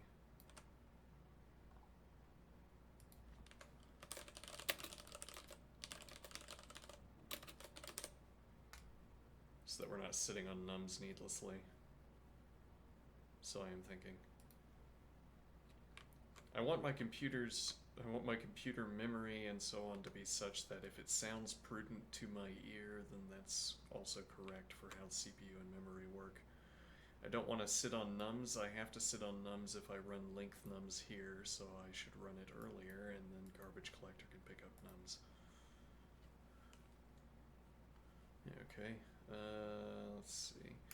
A position is going to be length minus 1, so sub 1 length box integer, and then length box integer. Okay, then we have null, lower, upper, and counter, which, given how we have currently set up the procedure, we add prior to incrementing, so this needs to start at 2.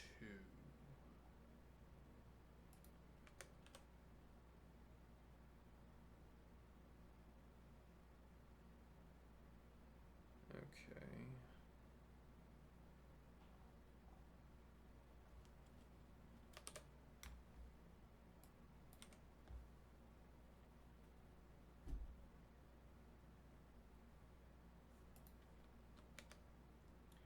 Sure. All right. So now what we're going to do is call list cycle. First, we're going to set length box integer length sub1 length nums, and then we're going to call list cycle function with nums and null. Okay, and now I am going to call this function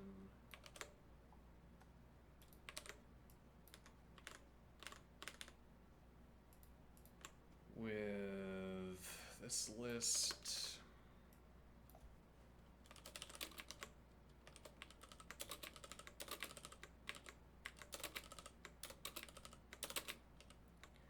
Lower is 3, upper is 6.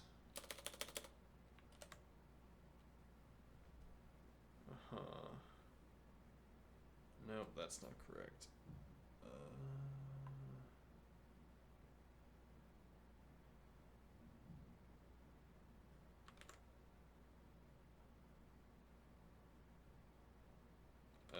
Hold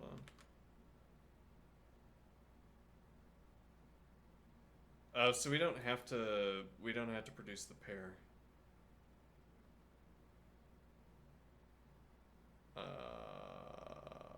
We only have to produce the sum, or rather, we only have to mark that a pair is valid. Actually, setting it up this way, interesting. Yeah. So the debugging process will be much facilitated by having access to these. So I would have, if I'd set it up according to the constraints of the problem, we would have gotten back 5, and then I'd say, oh, we're 1 off. And then instead of looking at this and saying, oh, this output is nonsense. Oh, we're not decrementing the A position.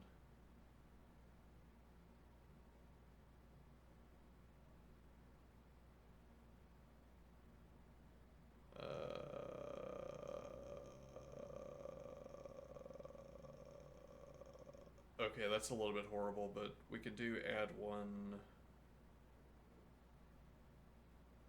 So we start at 1,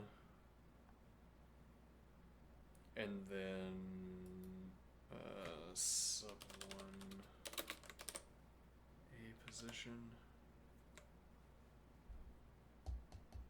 Okay, and this is saying 03, 04, 05. Then we have 1, 3, 1, 4. Curiously, we're not getting 1, 5. Why is that?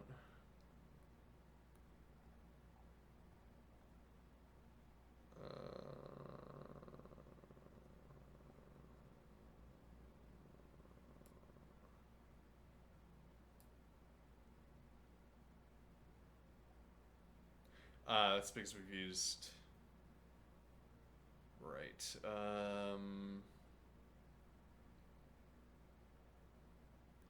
So actually we could send in sub 1 and add 1 and absolve ourselves of the question of using less than or equal to. Alright, that gets our answer after much deliberation. That is the correct answer. Alright, let's try this one.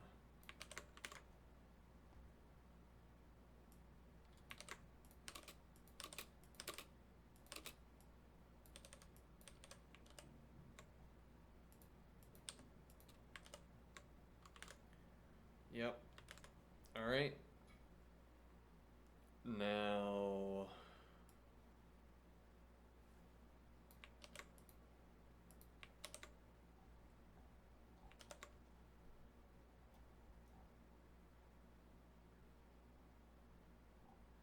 So what is the idea? We just don't need A and B. We just don't need them. Yeah.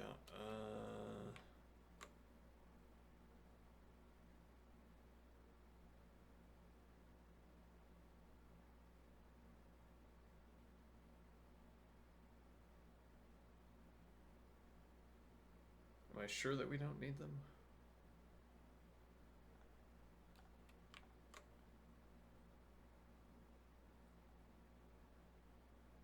Yeah, I'm pretty sure. Alright.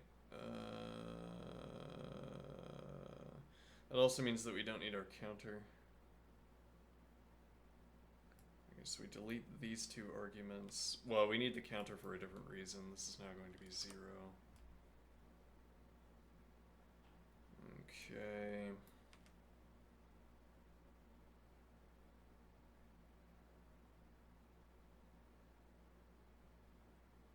And then similarly, we don't need this. Okay.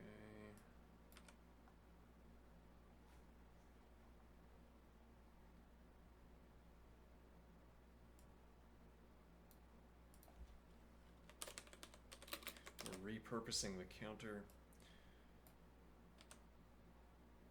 We don't need these.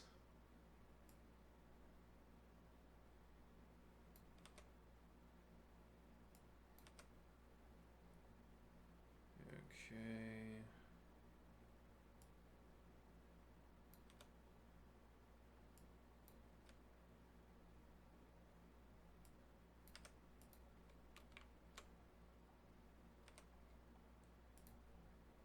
Alright, let's see if this is still. Oh, so at the end we output counter 1, that is correct. And now we'll try this again to make sure.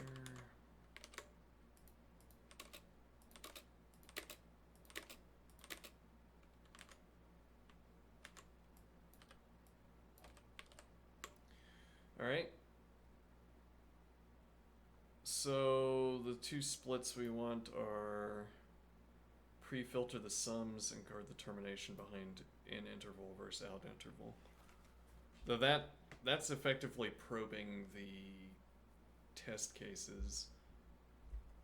It's not telling me that in interval or out interval termination clause is generally preferable. It's only telling me that the data or the test cases for this problem are such that one is preferable to the other.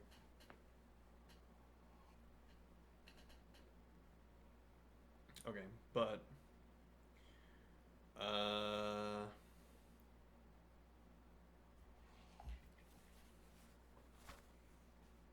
so how do we do that? This would get an additional argument, namely dope element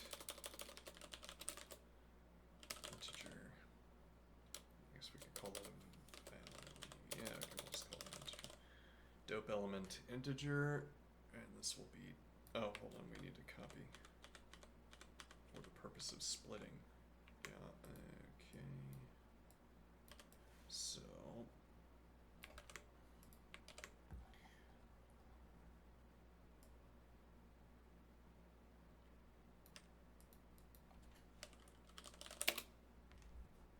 okay, and we can take this back. Guard termination termination behind in interval.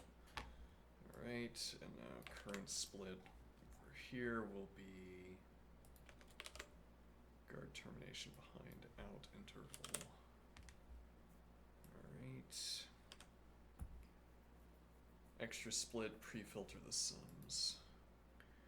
Alright, so we're gonna have dope element integer. And this will be dope element integer. Okay. And that will be sub1 upper. Okay. And now. Okay, but as noted. Yeah, well, we'd have to use negation. Yeah. Or we'd have to put an if we don't maintain the structure. So we could do if integer car list sum, then this, otherwise this list cycle. Yeah, but then we have to do an entire cond under this. Yeah.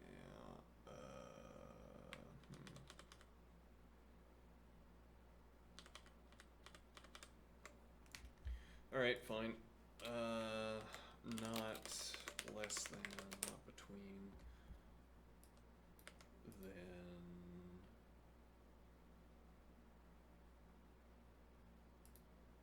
that would be this case.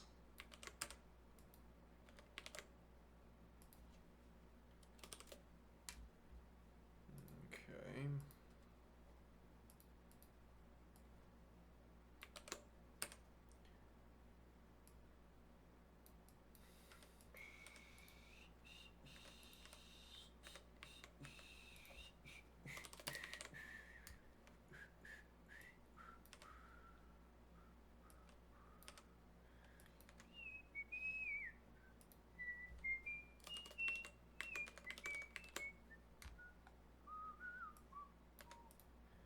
Right, and that should amount to the same thing.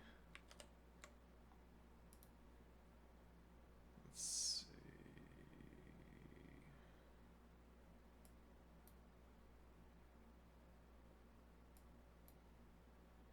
Right, we have to send back the dope element.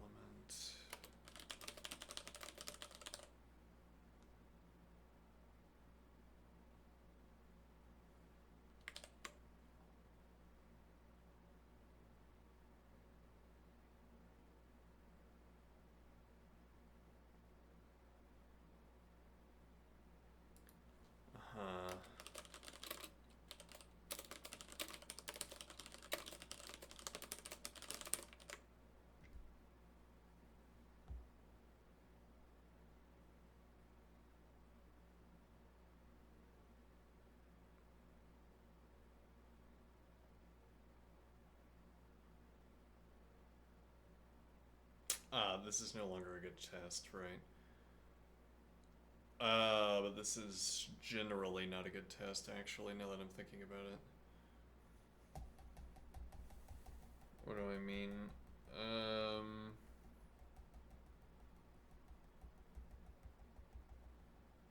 We'd have to make this an inexact.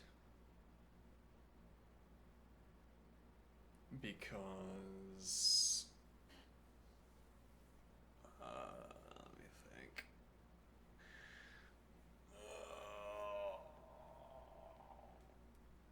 I'd have to make this an inexact. Well, it would still satisfy the between condition. But the problem is that, yeah, this integer test only worked because we were using nan before. So if I do exact to inexact 5, okay.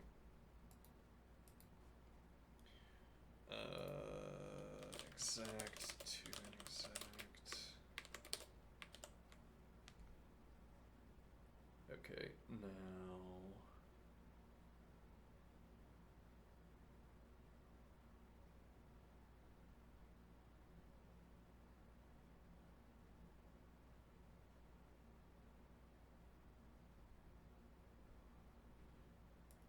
Integer, hold on, if I do integer exact to inexact 5,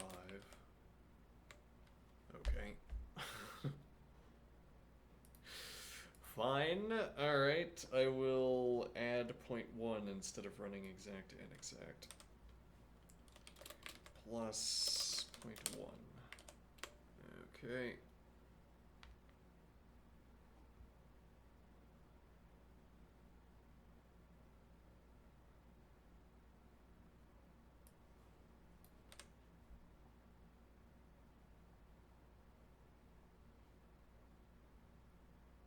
Alright, and then the alternative split is gonna take more time.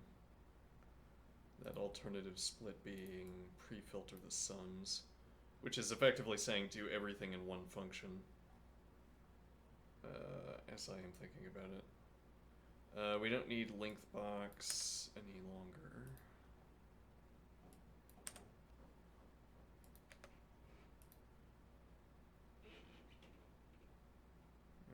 Okay. Alright, time to utilize the LeetCode facilities for speed testing. Okay. Tell me, LeetCode, is this fast?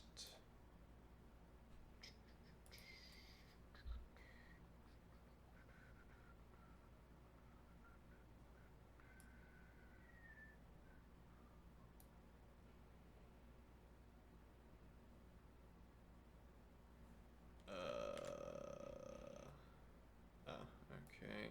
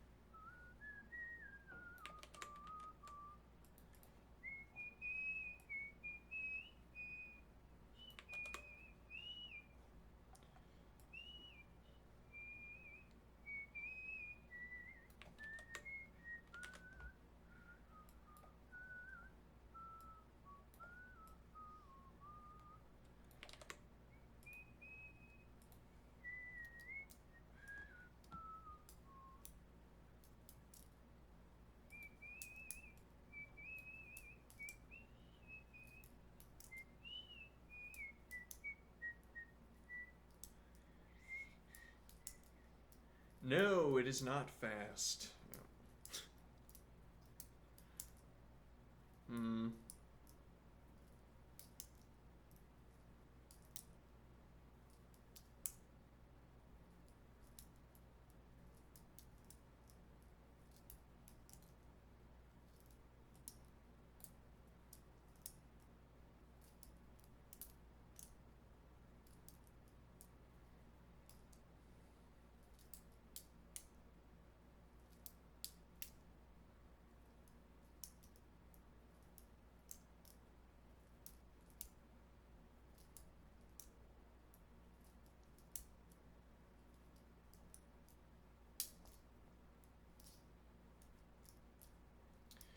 Yeah, which also means that we can't run the speed test on the split. Well, I'm guessing that this the changed doping scheme is not going to give me a different outcome. It's not going to pass the speed test. Okay, so pre-filter the sums is up next.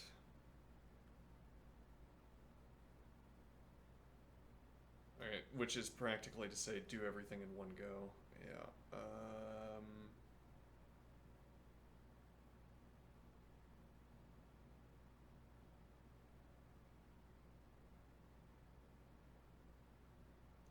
Well, there's a point here that we don't need to save.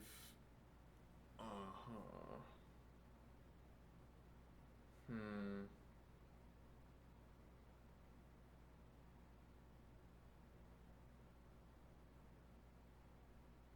Okay, so we're just gonna do this with a fold left, apparently.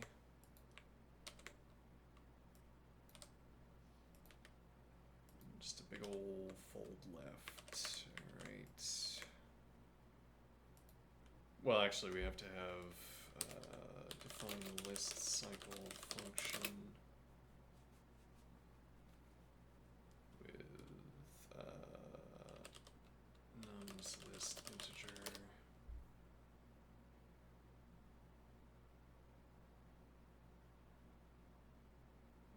Okay, list cycle function with nums list integer, lower integer, upper integer. Let's say this is value. Okay.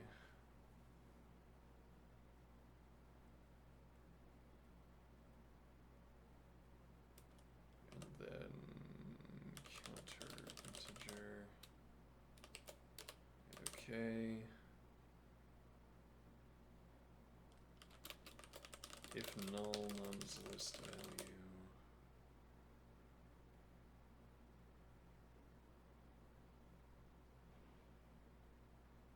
Then counter integer, otherwise list cycle function with CDR nums list value, lower integer, upper integer, and plus counter integer, fold L, lambda,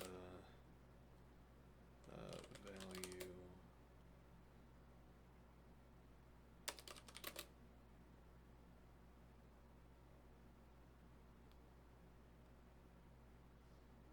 Fold L, lambda value plus. Yeah, actually, I don't know the answer to this question. It's the same question as over here. When I name car input, I don't know that it might be repeating this to get the car out. The problem is that let definitions are inefficient. So I don't want to set up a let definition to give myself car unless I know that it's necessary. But running car over and over again instead of doing it once. Yeah, but then why? I mean, you'd have the same problem presumably where if I had a let definition, instead of taking car, we'd have to reference the let definition repeatedly. Yeah, there's not really an escape to that problem. It's like all the way down if it's a problem at all. Okay, so fold L. One moment. Give myself some room here. Alright, so fold L plus car nums list value, and we're folding that onto result. Rather, if less than lower integer this value, upper integer, then 1, otherwise 0 on the result, plus, okay, starting at 0 and operating on CDR nums list value.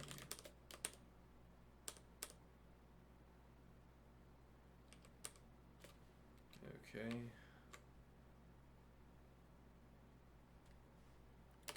Call list cycle function with nums lower, upper, and 0. Alright, now let's get some test cases.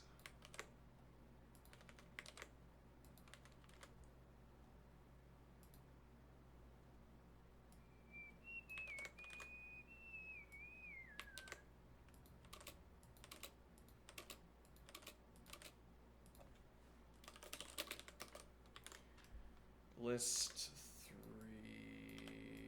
6, go.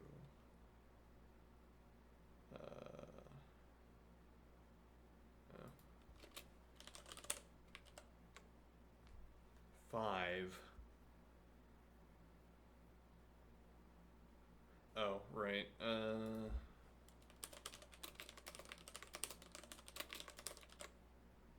Okay.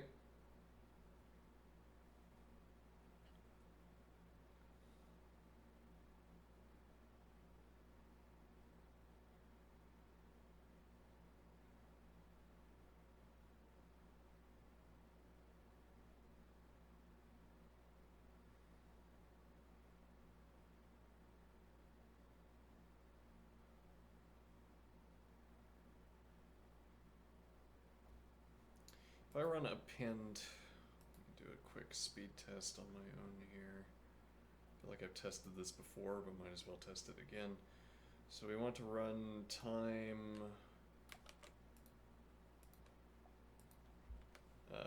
append A onto list 1.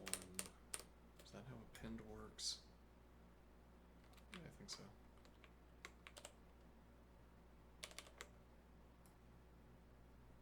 Okay, that has a pretty substantial time cost. That has a substantial time cost, as opposed to 0, which would be the, well, it's 0 through 3 milliseconds roughly. For whatever reason.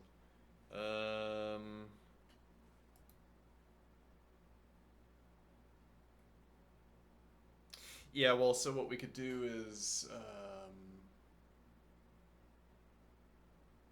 we could use that append cycle. Let me think here.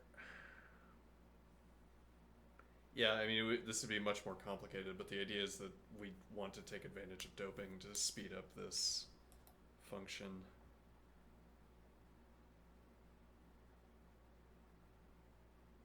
But then in order to do that, what we'd have to do is cycle through nums. We'd have to cycle through nums, performing the, well, yeah, I mean, we don't want to run append because it's,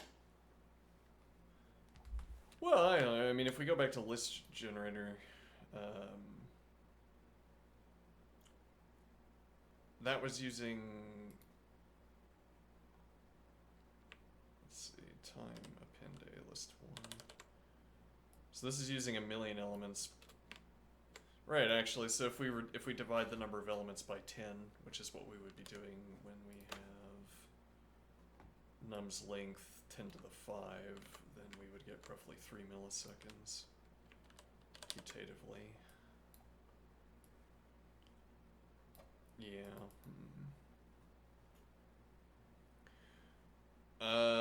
And the point is that, well, this will be an interesting test if nothing else. Supposing this passes the time, which it might not.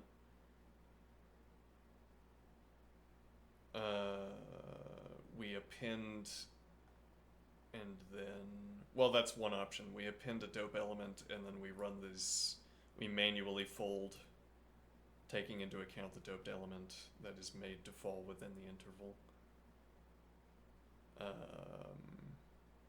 Or without, but now again, we could complicate this further, and the idea would be that we set up 2 separate functions. One cycles through nums and saves its elements. Yeah, the number of list operations we have to perform to do that probably maybe outweighs the number of, not clear. Well, yeah, I mean, we'd have to run just as many list operations as if we'd run append, because the idea is that we'd run a cycle through nums where we manually perform this operation while cycling through nums, and then we have all of its elements backwards. Then we do a loop backwards through nums and const those elements onto the doped list. So we'd have to perform just as many operations as if we were running append. The difference is that we would have 2 loops done. Okay, but we also wouldn't be able to use the C-coded append. We'd have to be using our manual function. Yeah, okay, let's try this.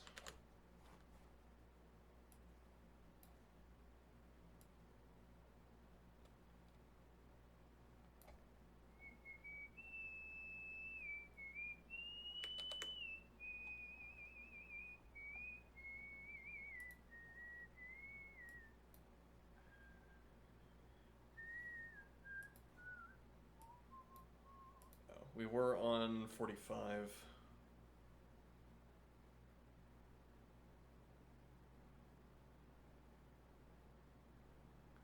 We're now on 47, so this was faster. Okay, however, there appears to be some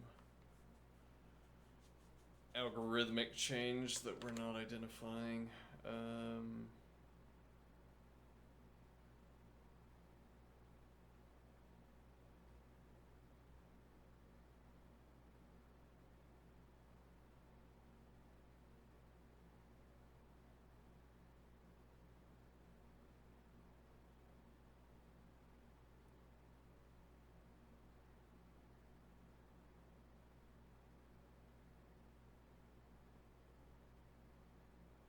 We might be able to run full del on...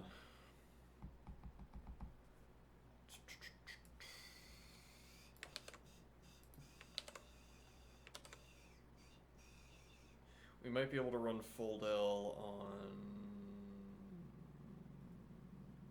Unclear. Okay, so let's set up our list cycle function. Okay. So we will have we'll have the appended version cond less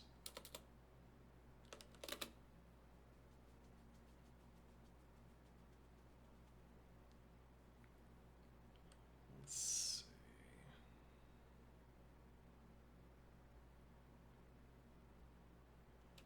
Less than lower integer cardinals list value. Incorrect. So we would come in here with value. Okay, and then this would be plus.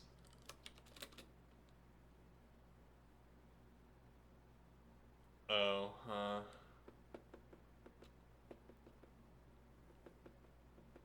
No, so yeah, we would have to use a nan for this doping. Why?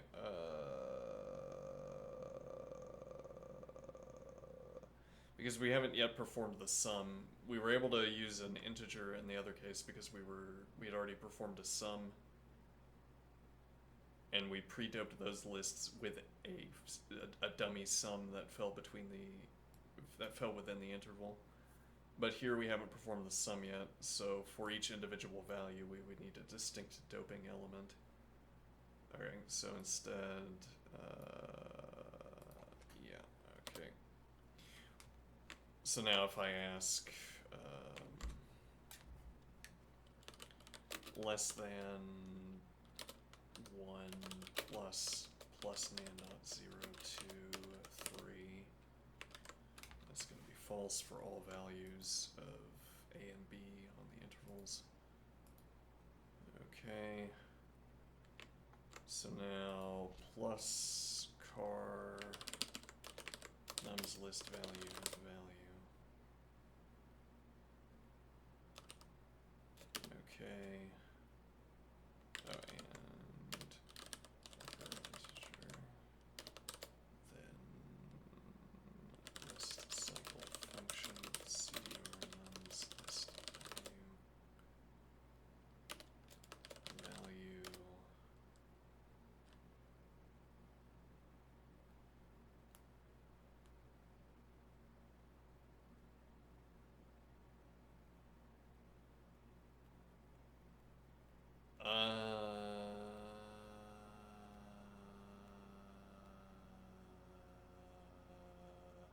It's not clear how we could turn this into a fold operation.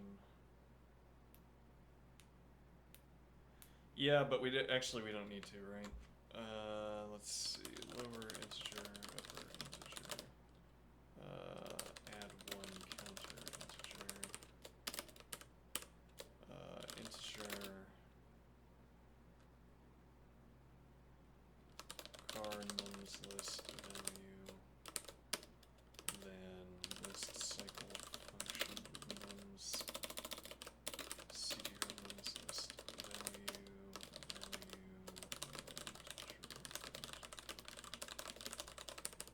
okay, then what?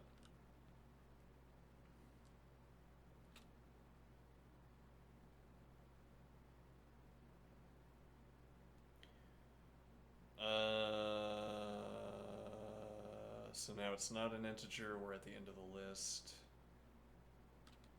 Then we need a copy of num's list value. Yeah, okay, that's why we would need... That's why we would want a fold left. Yeah.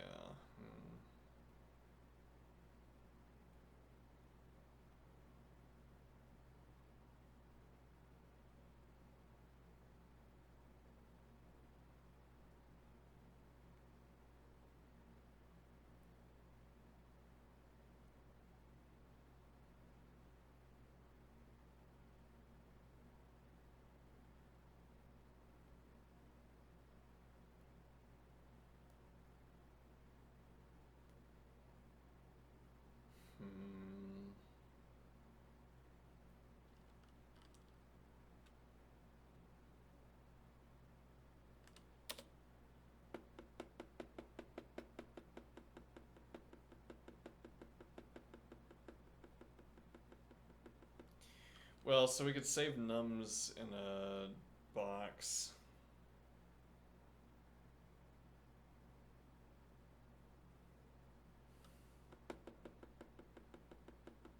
CDR it and then pass it forward.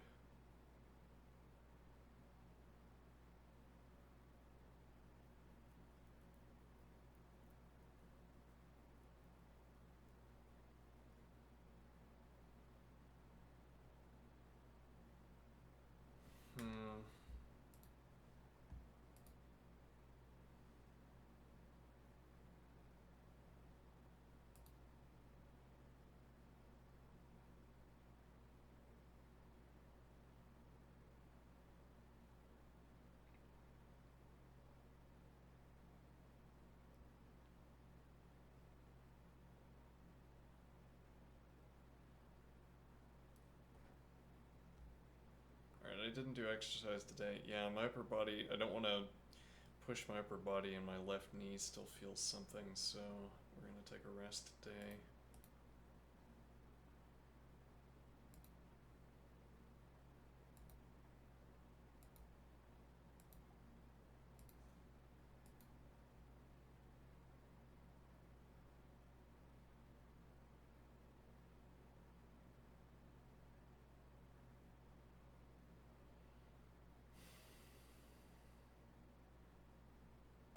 Has anybody from Racket succeeded yet? No.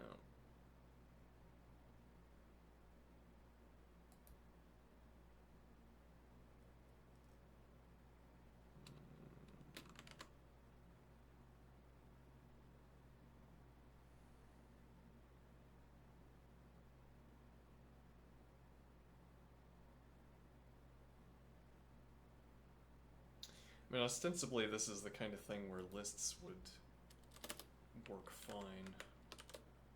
Let, I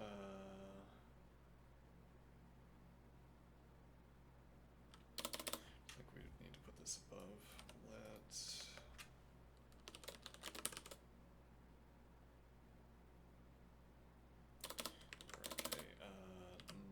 define nums box list false. Else set nums box list to CDR nums box list and call list cycle function with nums box lists CDR nums box list. The alignment here is horrible.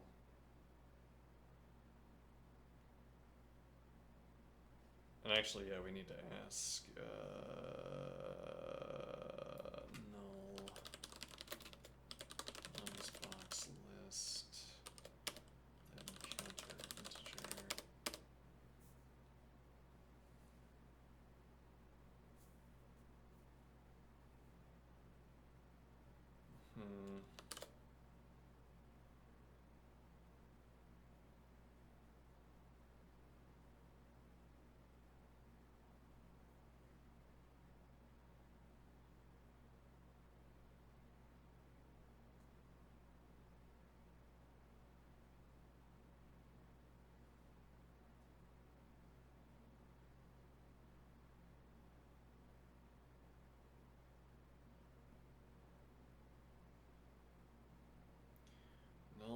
box list. Otherwise, list simple function with.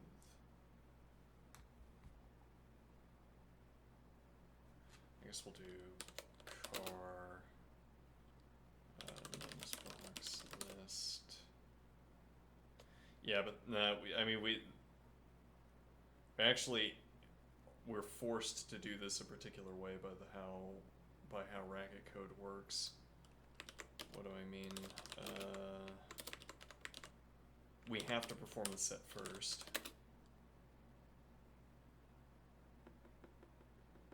Yeah, well, I mean, we could do let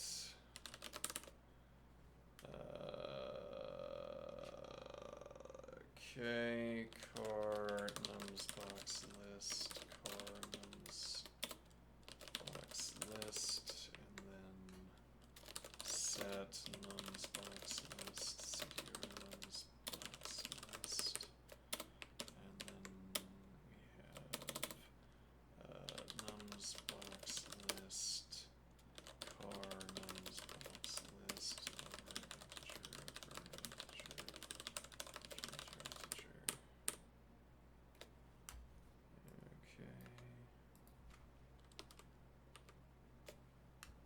Then what?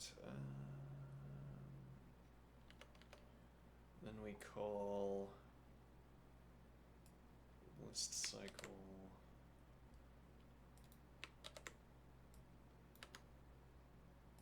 Hold on. Let doped list append nums onto plus and list plus and.0. Okay, and now set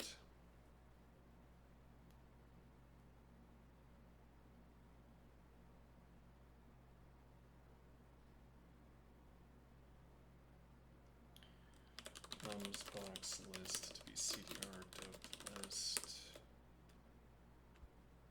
Okay, and now we send in nums box. Actually, we could do cdr doped list again. Yeah, okay, nums box list, car doped list. Sure, cdr doped list. This will be sub1 or add 1 over and 0. Right?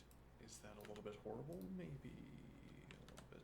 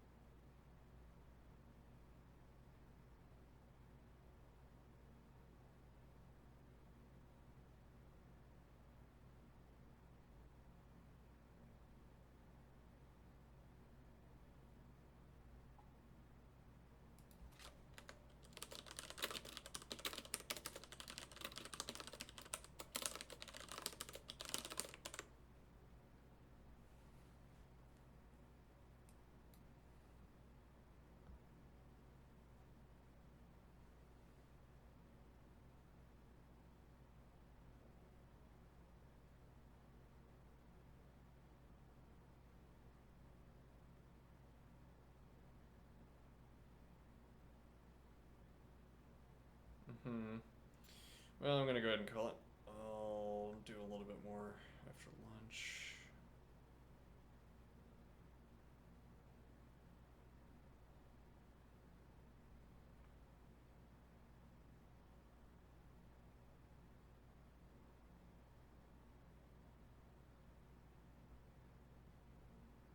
Actually, we could do CDR.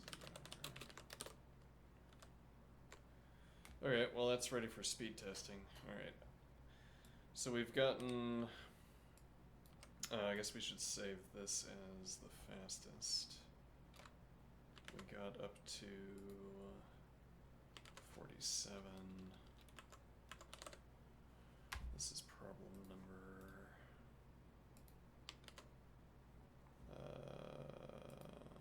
2563.